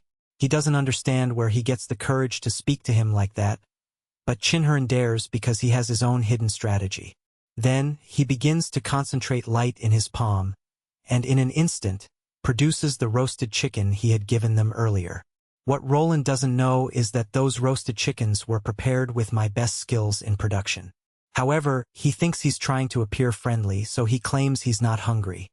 His companions try to intervene, but he quickly interrupts them. He knows he can't confront Roland directly without ruining the Demon King's plan, which aims to infiltrate humanity. Roland doesn't understand why they are dissatisfied and thinks they should feel honored to cooperate with him, the strongest warrior of the human race. Then, he reveals his plan: to enter a sealed map, capture an elf, and deliver it to the Demon King to delay his world destruction plans. Is that what a good person would say? At that moment, Xiaoan reminds Qinhe that, in fact, the Demon King seems to have made sure they cooperate with Roland. Both open a private channel to communicate. The reality is that, although the Demon King may have casually mentioned it, every word and action of his affects the world's fate. How can he joke at this moment? I understand. He wants us to identify an opportunity to eliminate Roland directly. Do you think level 20 characters could defeat a level 101 Roland? After their discussion, Roland asks if they will cooperate and promises that along the way, they will receive all the experience, equipment, and gold. Qinhe thinks that the wisest thing is to cooperate with Roland for now and agrees, though he avoids shaking hands for fear of misunderstandings with the Demon King. I watch from the balcony as they set out together, thinking they seem to have a good relationship. I must stay close to these two powerful allies, Roland and the First Human Squad. Otherwise, when a problem arises, I won't know who to turn to. I consider myself a genius. Behind me, my pets reflect, though they remain unaware of the Demon King's plans. He is undoubtedly a truly clever genius. Soon, Roland and his companions reach the ancient elf kingdom. Even Roland, the strongest NPC, doesn't know what lies beyond that door. The only certainty is that the creatures inside are higher level than the current version. They might even be beyond the level of the demons that descended to Earth. Roland begins to explain the game's story. The so-called elves were a derived race that existed in our world, alongside humans and demons. Seeing his puzzled expression, Roland asks, "The main story explains all this. Didn't you see it? Of course, we skipped it to progress quickly. Otherwise, how could we have become the pioneering squad?" He explains that human skills and technologies originate from the deity Moxie. Humanity and the cruel demon race have been at war for thousands of years. During that time, other races competing with humans and demons for resources were gradually exterminated. However, in reality, there was a race capable of competing with both: the elves, who possessed the ability to manipulate the power of nature. It was a powerful energy that could shift the balance of the conflict. Yet, the elf princess neither submitted to one side nor the other. She sacrificed herself to seal the elves' power, and even today, these mythical beings have become legends. Behind that door once resided the elves, though no one can say for certain if any still remain inside. Roland wonders about this, while Qinhe reminds him, "The warnings are literally crossing the dialogue box. What level are we? And where do you intend to take us? Why not just take us to heaven?" Roland takes out the familiar objects he carries along with powerful weapons, trusting that they will be able to defeat the enemies. Humanity's hope, in an attempt to please the Demon King, had prepared multiple malevolent objects and sent a group of clever players into a restricted zone, aiming to capture the elves. Just as Roland states, "Try not to engage in combat." Xiaoyuan, standing behind him, steps on a trap. Immediately, a level 102 elite monster appears before them, warning Roland not to disturb the elves' slumber. If they retreat now, it will spare their lives. Hearing this, Xian quickly apologizes and admits that it's all her fault, willing to accept any punishment. As humanity's top warrior, Roland fears nothing and orders them to back up a few meters, which they do promptly. Despite some disappointment, the priority now is to face the monster, so Roland pulls out his familiar object, a Hellfire Advance module, classified as a Rank S artifact. When activated, it increases all his attributes by 30% for 5 minutes, followed by a 30-second period of weakened state. Empowered, he charges his sword at the monster, even managing to subdue it, surprising everyone present. Why does humanity's hope use demonic objects? While Xiao Yuan initially wanted to help, upon turning around, he sees Qinhuan already lying on the ground. Meanwhile, Roland continues attacking with the module, giving no chance for the monster to counterattack. When the monster is about to fall, with just a sliver of health remaining, Roland's buff duration ends, and he enters a weakened state. The scene becomes painfully silent, but the monster reacts quickly. First, it lands a punch, knocking Roland to the ground, then pulls out its 20-meter hammer to strike him gently. Xian shouts, "If we don't save him now, he'll really die." Just as the monster prepares for a second blow, a figure appears, blocking Roland's path. Looking up, he sees that it is actually Qinhuan. The man tells him he knows he cannot defeat the monster and asks, "And why are you pulling out the roasted chicken again?" Qinhuan doesn't reply. He simply takes the chicken that was given to him and runs toward the monster. Roland thinks he's trying to bribe the enemy with food and yells for him to step back, though he admits that the strategy is creative. "Haven't you noticed that both the monster and the roasted chicken are birds?" Meanwhile, the monster, which perceives Qinhuan as only level 26, shows contempt for his presence. After rushing forward, Qinhuan first uses the roasted chicken to boost his abilities. Then, with a quick gesture, he swings the piece of meat against the boss, slicing him into two halves with a clean cut. Seeing this, Roland's eyes reveal a look of astonishment and doubt, as if he had witnessed a divine artifact bestowed by the Lord Demon King himself. The magnitude of the treasure seemed incredible, yet the same treasure had been divided into 20 pieces among them. After getting up, Roland tries to maintain a defiant attitude, claiming he could have achieved the same if he had endured his weakened state. Confident in his resilience, he prepares to claim the rewards from the hunt. At that moment, Roland mentions that all the items are for Qinhuan and his companions, and upon opening them, they find not only abundant gold coins but also essential materials for upgrading equipment late in the game. However, compared to the Demon King's roasted chicken pieces, these objects seemed like mere trash. Being a subordinate of the Lord Demon King apparently had clearly been in his favor. At that instant, Roland falls into reflection and then steps forward cautiously to ask, "The item we just obtained, how powerful was it? Clearly not something ordinary. Where does it come from? Could it be from the Demon King?" The atmosphere turns ice-cold in seconds, and a palpable tension fills the air. Then, Xiao Yuan nervously steps forward and says, "While leveling up, we found a rare chest. You just need to insert 999 copper to get exclusive items." Qinhuan, anticipating that Roland would ask about the origin of the item, had already prepared an excuse. But Luju thought that finding an item in a level 20 map that could easily kill level 100 enemies was too absurd, and only a fool would believe such a lie. At that moment, Roland remained silent for a few moments and then suggested, "Let's divide the rewards while he continues exploring alone." Seeing that Roland accepted this explanation, his companions silently wondered if his intelligence was limited. After Roland's departure, Qinhuan remarked, "For the Demon King, giving us such powerful items is not normal. There is something more." Their gazes met in a deep understanding, as if they could see through everything. Meanwhile, Yen observed them with an enigmatic smile.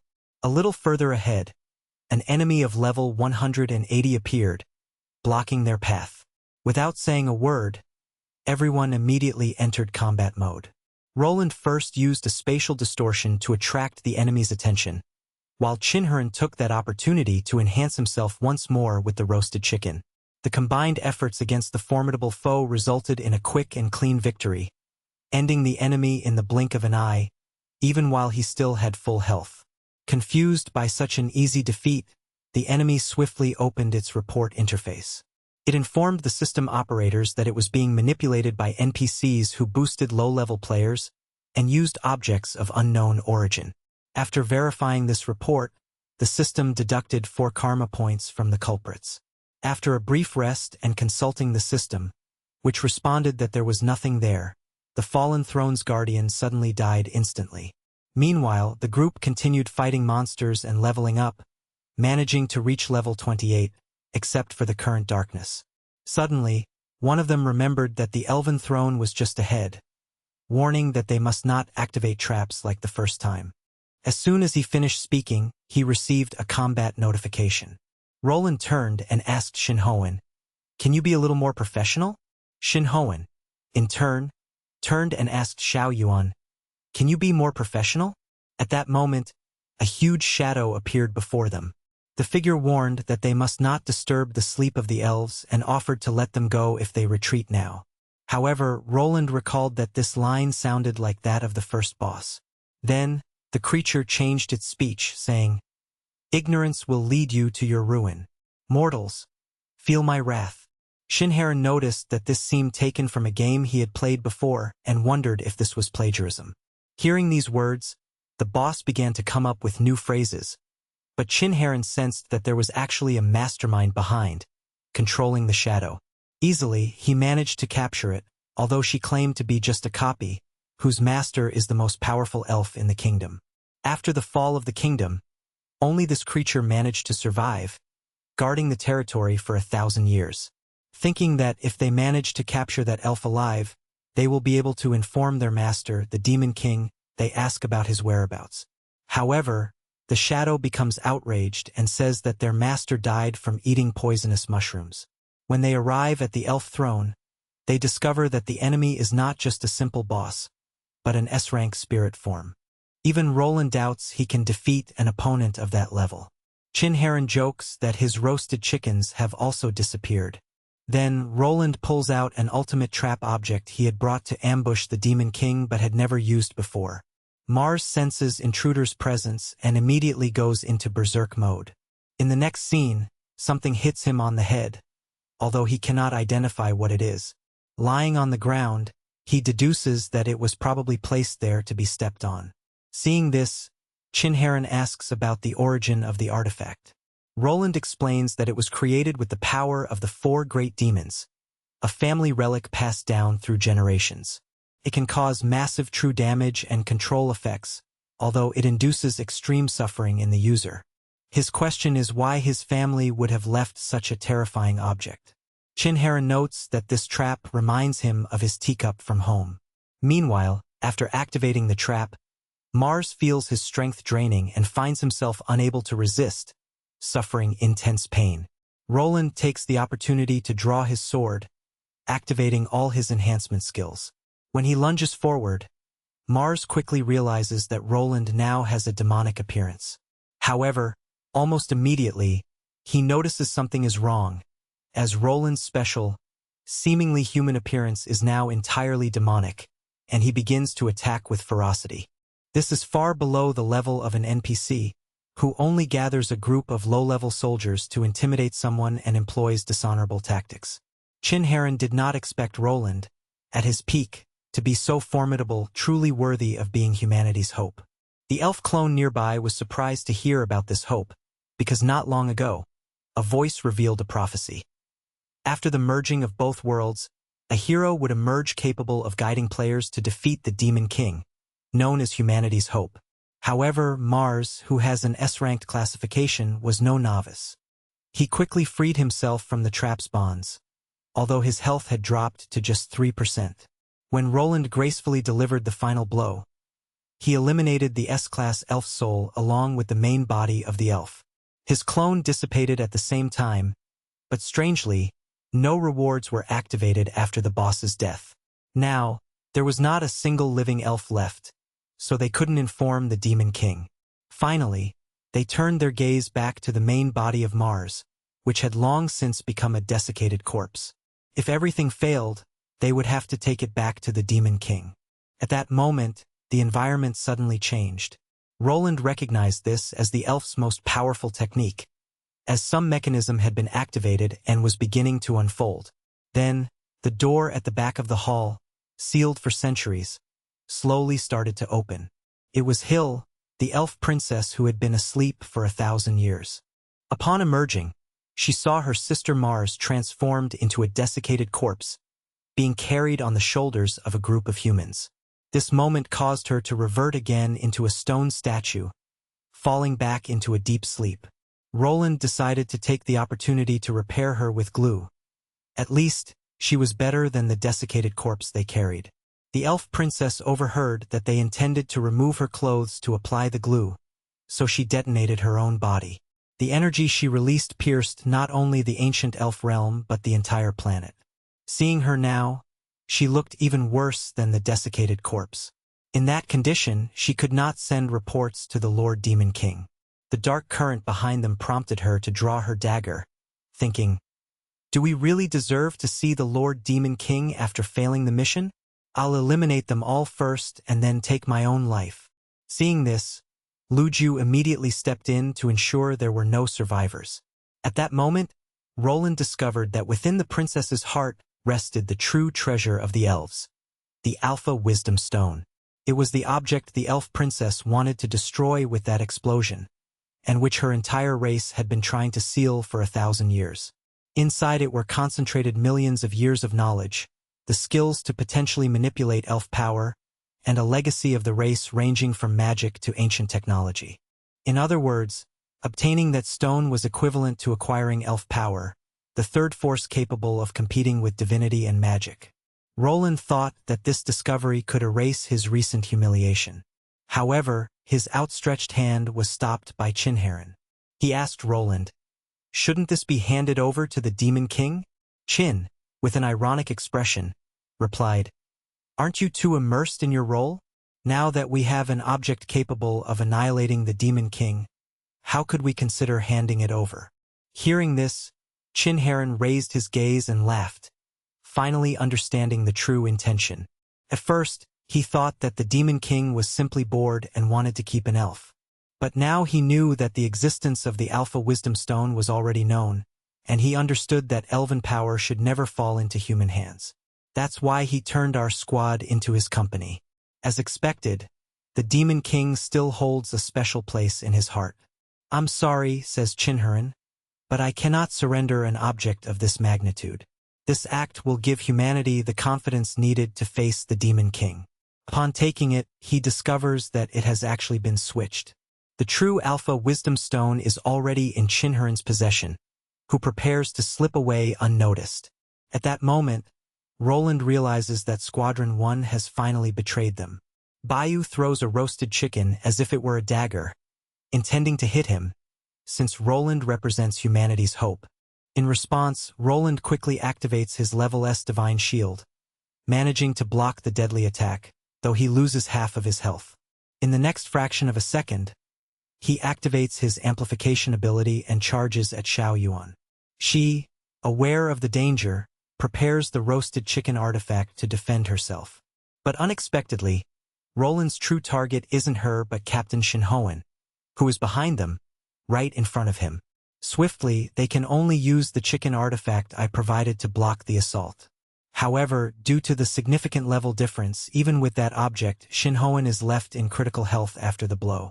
Xiaoan, surprised, counterattacks with a level 4 spark art that inflicts 788 points of damage.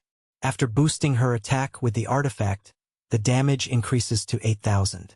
Roland, sword in hand, launches a direct cut. Although he manages to deflect it, he knows he cannot afford to prolong the fight and must retrieve the Wisdom Stone quickly. At that moment, the dark current appears from behind and activates a back attack, but Roland detects it in time, turns around, and blocks it. Chinharan suddenly realizes that the Wisdom Stone is right at his feet, probably knocked out of his hand when he was hit. He orders the dark current to pick up the stone on the ground first. Hearing this, the current changes direction and approaches the stone, but Roland pushes it just in time, preventing it from reaching it. Luju advances with a jumping kick, hitting the Wisdom Stone right in front of Chinharan. The latter gets up and rushes forward. Just as he is about to grab it, Roland covers his eyes and makes him fall to the ground, successfully seizing the stone. Chinharan cannot understand why Roland suddenly appeared there, as the attacks from the dark current and Luju never ceased. However, upon closer inspection, he realizes that the target they were attacking has actually turned into a doll. It turned out that Roland had used a C-rank class skill that allows swapping the positions of two objects. Just as Chinharan was about to counterattack, he received a blow to the face, since he was generally quite harsh with his team members. Anyone witnessing that scene would find it impossible to blame Roland. In fact, many would even feel a certain satisfaction. At that moment, Roland began to use the power of the Stone of Wisdom. Seeing this, those present quickly took out their roasted chicken artifacts to defend themselves, but against the strength of a rank S object, the Supreme Wisdom Stone, even the roasted chicken artifact, a gift from the Demon King, couldn't withstand it. The strongest squad among the human players was fighting desperately in favor of the Demon King. Aren't they ashamed? Shinran remembered how Roland used to beg and pander to the Demon King, wondering if that attitude gave him the authority to judge. Roland remained silent and summoned a portal. When he returned with the Stone of Wisdom, everyone would understand how absurd it was to have been part of the Demon King's side. After his departure, Xiaoan quickly healed everyone. Losing such a powerful object to the enemy meant the mission had been an unequivocal failure. Xiaoyuan feared that if they returned, their return might enrage me greatly. Seeing that the mission had failed, the Dark Current began to prepare a plan. First eliminate their opponents, then commit suicide. Lu, observing everything, explained that the power of the Stone of Wisdom was too strong. No roasted chicken artifact, no matter how proud, could defeat it. There was no other option. If they presented their results sincerely, perhaps the Demon King would forgive them. They returned with the corpse of the elf princess, and I watched them, confused. Was that an elf? Yes, although not entirely, as there was still something in the bag, though the most important part was missing. Could they fix it with that? Is it something that can be done with that? Shinran, noticing my anger, thought they were doomed, while Dark Current, enjoying his arrogance, considered himself very attractive even amidst his bad mood. Then, I slowly turned my gaze toward them. What are they talking about? Though I couldn't see exactly what an elf was in reality, just the fact that they brought me a gift made me quite happy. Noticing I wasn't angry, they finally breathed a sigh of relief. I told them that I had incidentally learned related skills and might be able to fix it. But when I looked at the chest area, the most damaged part, I sensed that if I managed to restore it, it wouldn't be a problem. Shinran remembered a time when Roland said, "The chest and abdomen are where elves concentrate their power. To prevent falling into our hands, the elf released all her energy, which means her complete death. Her energy and soul merged back into the flow of energy of the world, like a drop of water falling into the ocean. Recovering that single drop is simply impossible. That's why he warned me that this time it might not be possible to fix it." At that moment, I remembered that a few days ago I had casually created a piece of chest armor, just in case. Maybe it could serve as a substitute. Shinran was shocked to hear me, and I quickly took out the piece from my backpack. Although I can't equip items, level up, or fight, repairing a doll is well within my abilities. In moments like these, it's best to follow your heart's intuition. Find that universal key that resides inside us. All operations can go back to basics and simplify the complex. After searching a bit, I finally managed to locate the F key in my mind. When the doll's chest is fixed in place, the energy that the elf had lost begins to regenerate in her body, and she finally wakes up. But as soon as she opens her eyes, she sees me and thinks, "Why is the Demon King here?" Then she looks down at her chest. Her chest, which was once proudly marked with F, has now changed to A. This is even more unsettling than seeing her wake up. That's why she falls back into a deep sleep, trusting she will never wake again. I don't want her to be revived. Please. Shinran confirms that he has just brought her back to life. What a defiant power over destiny this is. Completely transforming the rules of energy flow. It's as if he were an omniscient and omnipotent existence. I tell them I truly love this doll. But hearing this, Shinran is surprised once more. I didn't expect that the elven princess, coveted by both humans and demons for 1,000 years, would simply become a doll in my hands. Upon understanding this, Dark Current comprehends perfectly. The rare and noble elven princess, fallen into the hands of the Demon King, can only be turned into a toy at his whim. It seems that, in reality, the Lord Demon King appears cold outwardly but is passionate and full of interest internally. She thinks to herself that she must find a way to become that woman to win his favor. After accepting the elven princess, I feel like I have nothing to return. The princess, pretending to be dead, reflects. These humans use me as a bargaining tool with the Demon King. I wonder what could be more valuable than me to make them betray their own kind for it. Then I ask if they finished with the roast chicken from last time. Shinhan thinks I want to assess his combat ability, but in reality, I'm inquiring about the food. He says, "The roast chicken is simply extraordinary. I have a higher quality chicken, roasted with salt. I'll give it to you too." Upon hearing this, the elven princess's heart sinks. For her, a noble princess, she was exchanged for a few chickens. Although I should say that chicken smells quite good. After handing over the food, Chinho and Dark Current say their farewells. Before coming to look for me, they separated from Xiao Yuan and Lu and ordered them to prepare the funerals directly. Xiao Yuan joyfully said that she used the money earned this time to buy a plot of land in a good location. So even if the Demon King executes her, she won't be a wandering soul. Shinhan told her that the Demon King had no intention of blaming them, so Xiao Yuan turned around to return it. But Lu stopped her and said that for now it's better to keep it, since we are in apocalyptic times and we will need it sooner or later. Then she asked Shinha what exactly happened. No one could have imagined that the elven princess we had rescued with such effort would turn out to be just a little doll. Her joy was so great that she gifted us a total of 10 roasted chickens with salt. Lu was stunned to hear that she was handing over 10 new artifacts with different flavors, each with a power that constantly renewed perception. That feeling made it seem that being on the Demon King's side was simply too good. Just now, after Roland's return to the Justice League, he arrived at the conference room, where Dick, one of the 12 counselors of the Sky City, had been waiting for him for a long time. He took out the Wisdom Stone and began his report, but when he revived the Elven Princess, the stone in his hand disappeared instantly. Everyone present was completely stunned, unable to understand what had happened. Could Roland have been mistaken? Impossible. He represents the hope of humanity. Then I realized this could only be seen by sharp minds. Exactly, that's it. I see it clearly. Very impressive, truly worthy of being humanity's hope. Roland himself couldn't understand what was happening.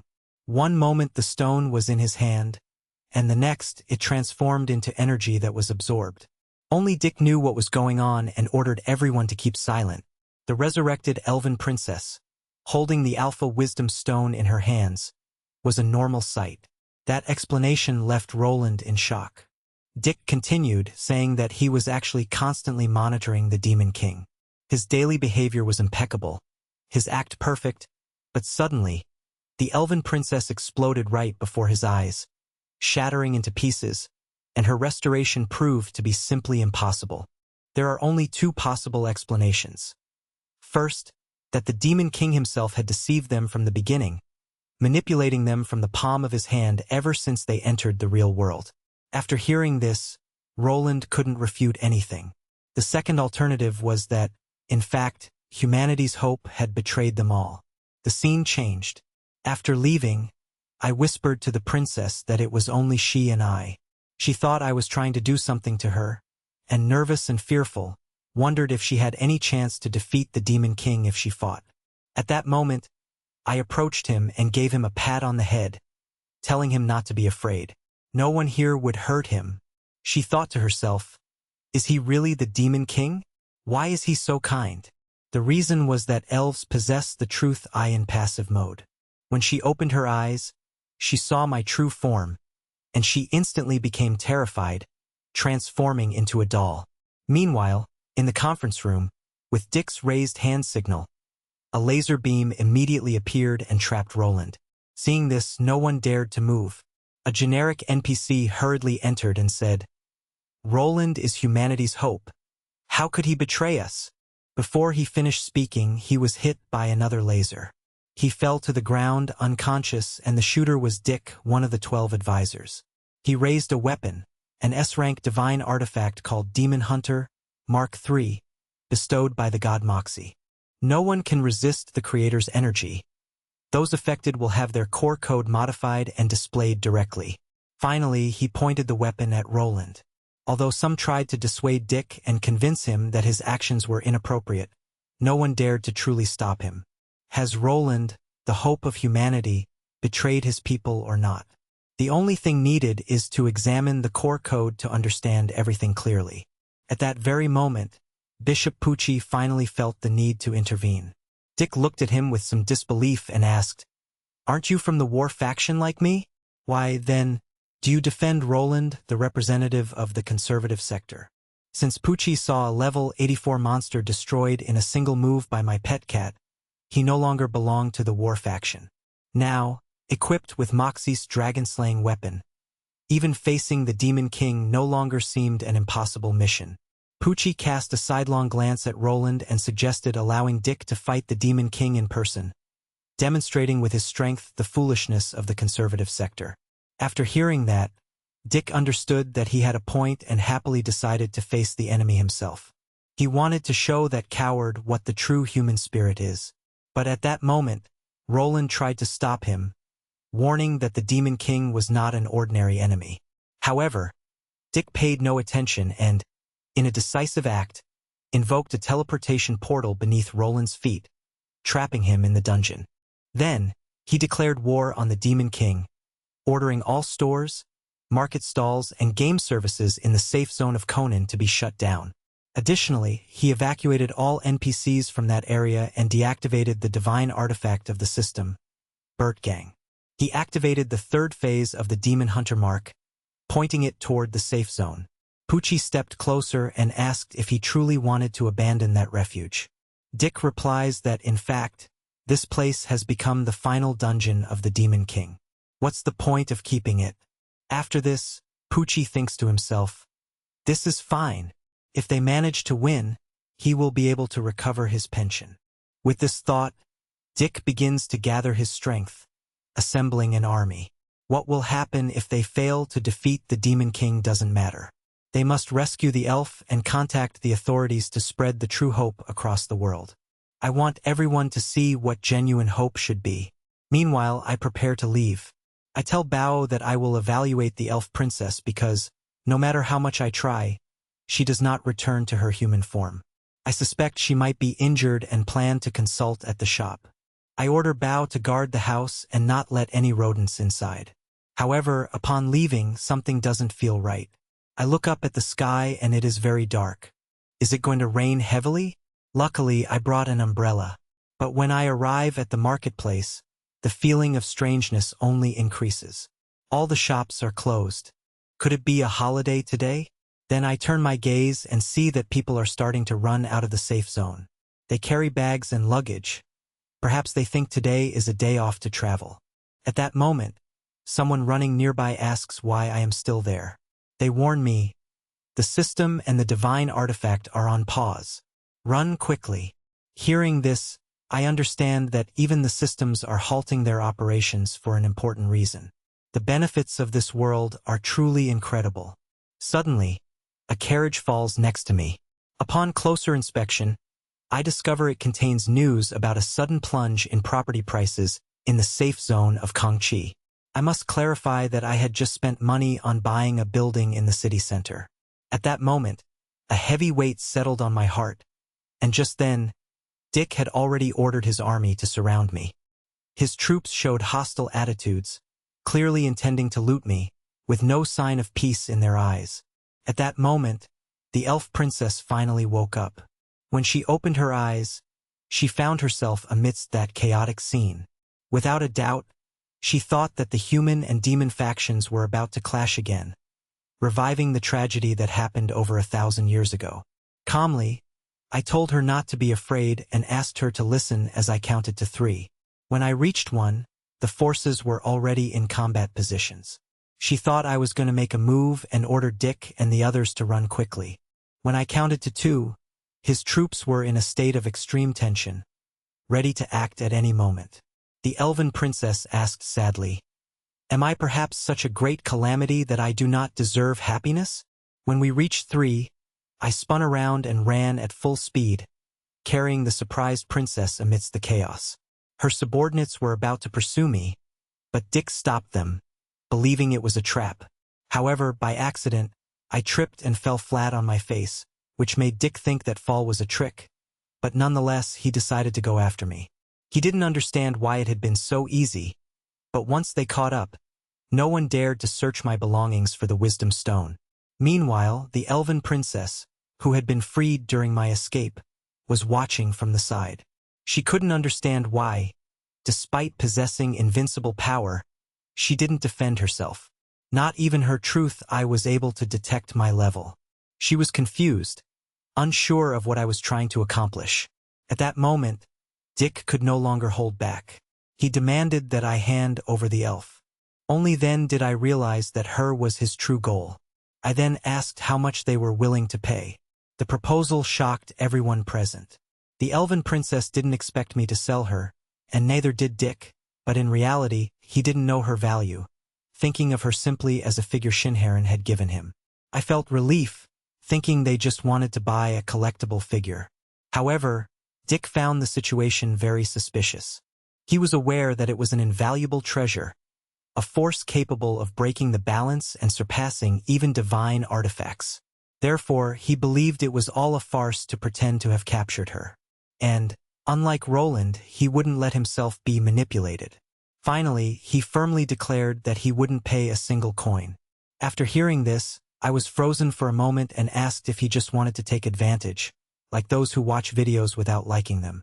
Then, I looked at a nearby soldier and asked if he also wanted that elf figurine.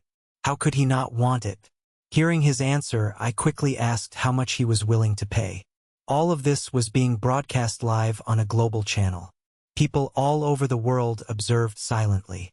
After a moment of reflection, the soldier said that his monthly salary was equivalent to 13 gold coins. His current savings amounted to 430 gold coins. If initial payments and installment financing were allowed, he could accept a price close to 1,200 gold coins. After finishing, I raised my voice and asked if there were higher bids. This statement surprised everyone again. Damn you, you think this is an auction. But immediately the others began to offer higher amounts.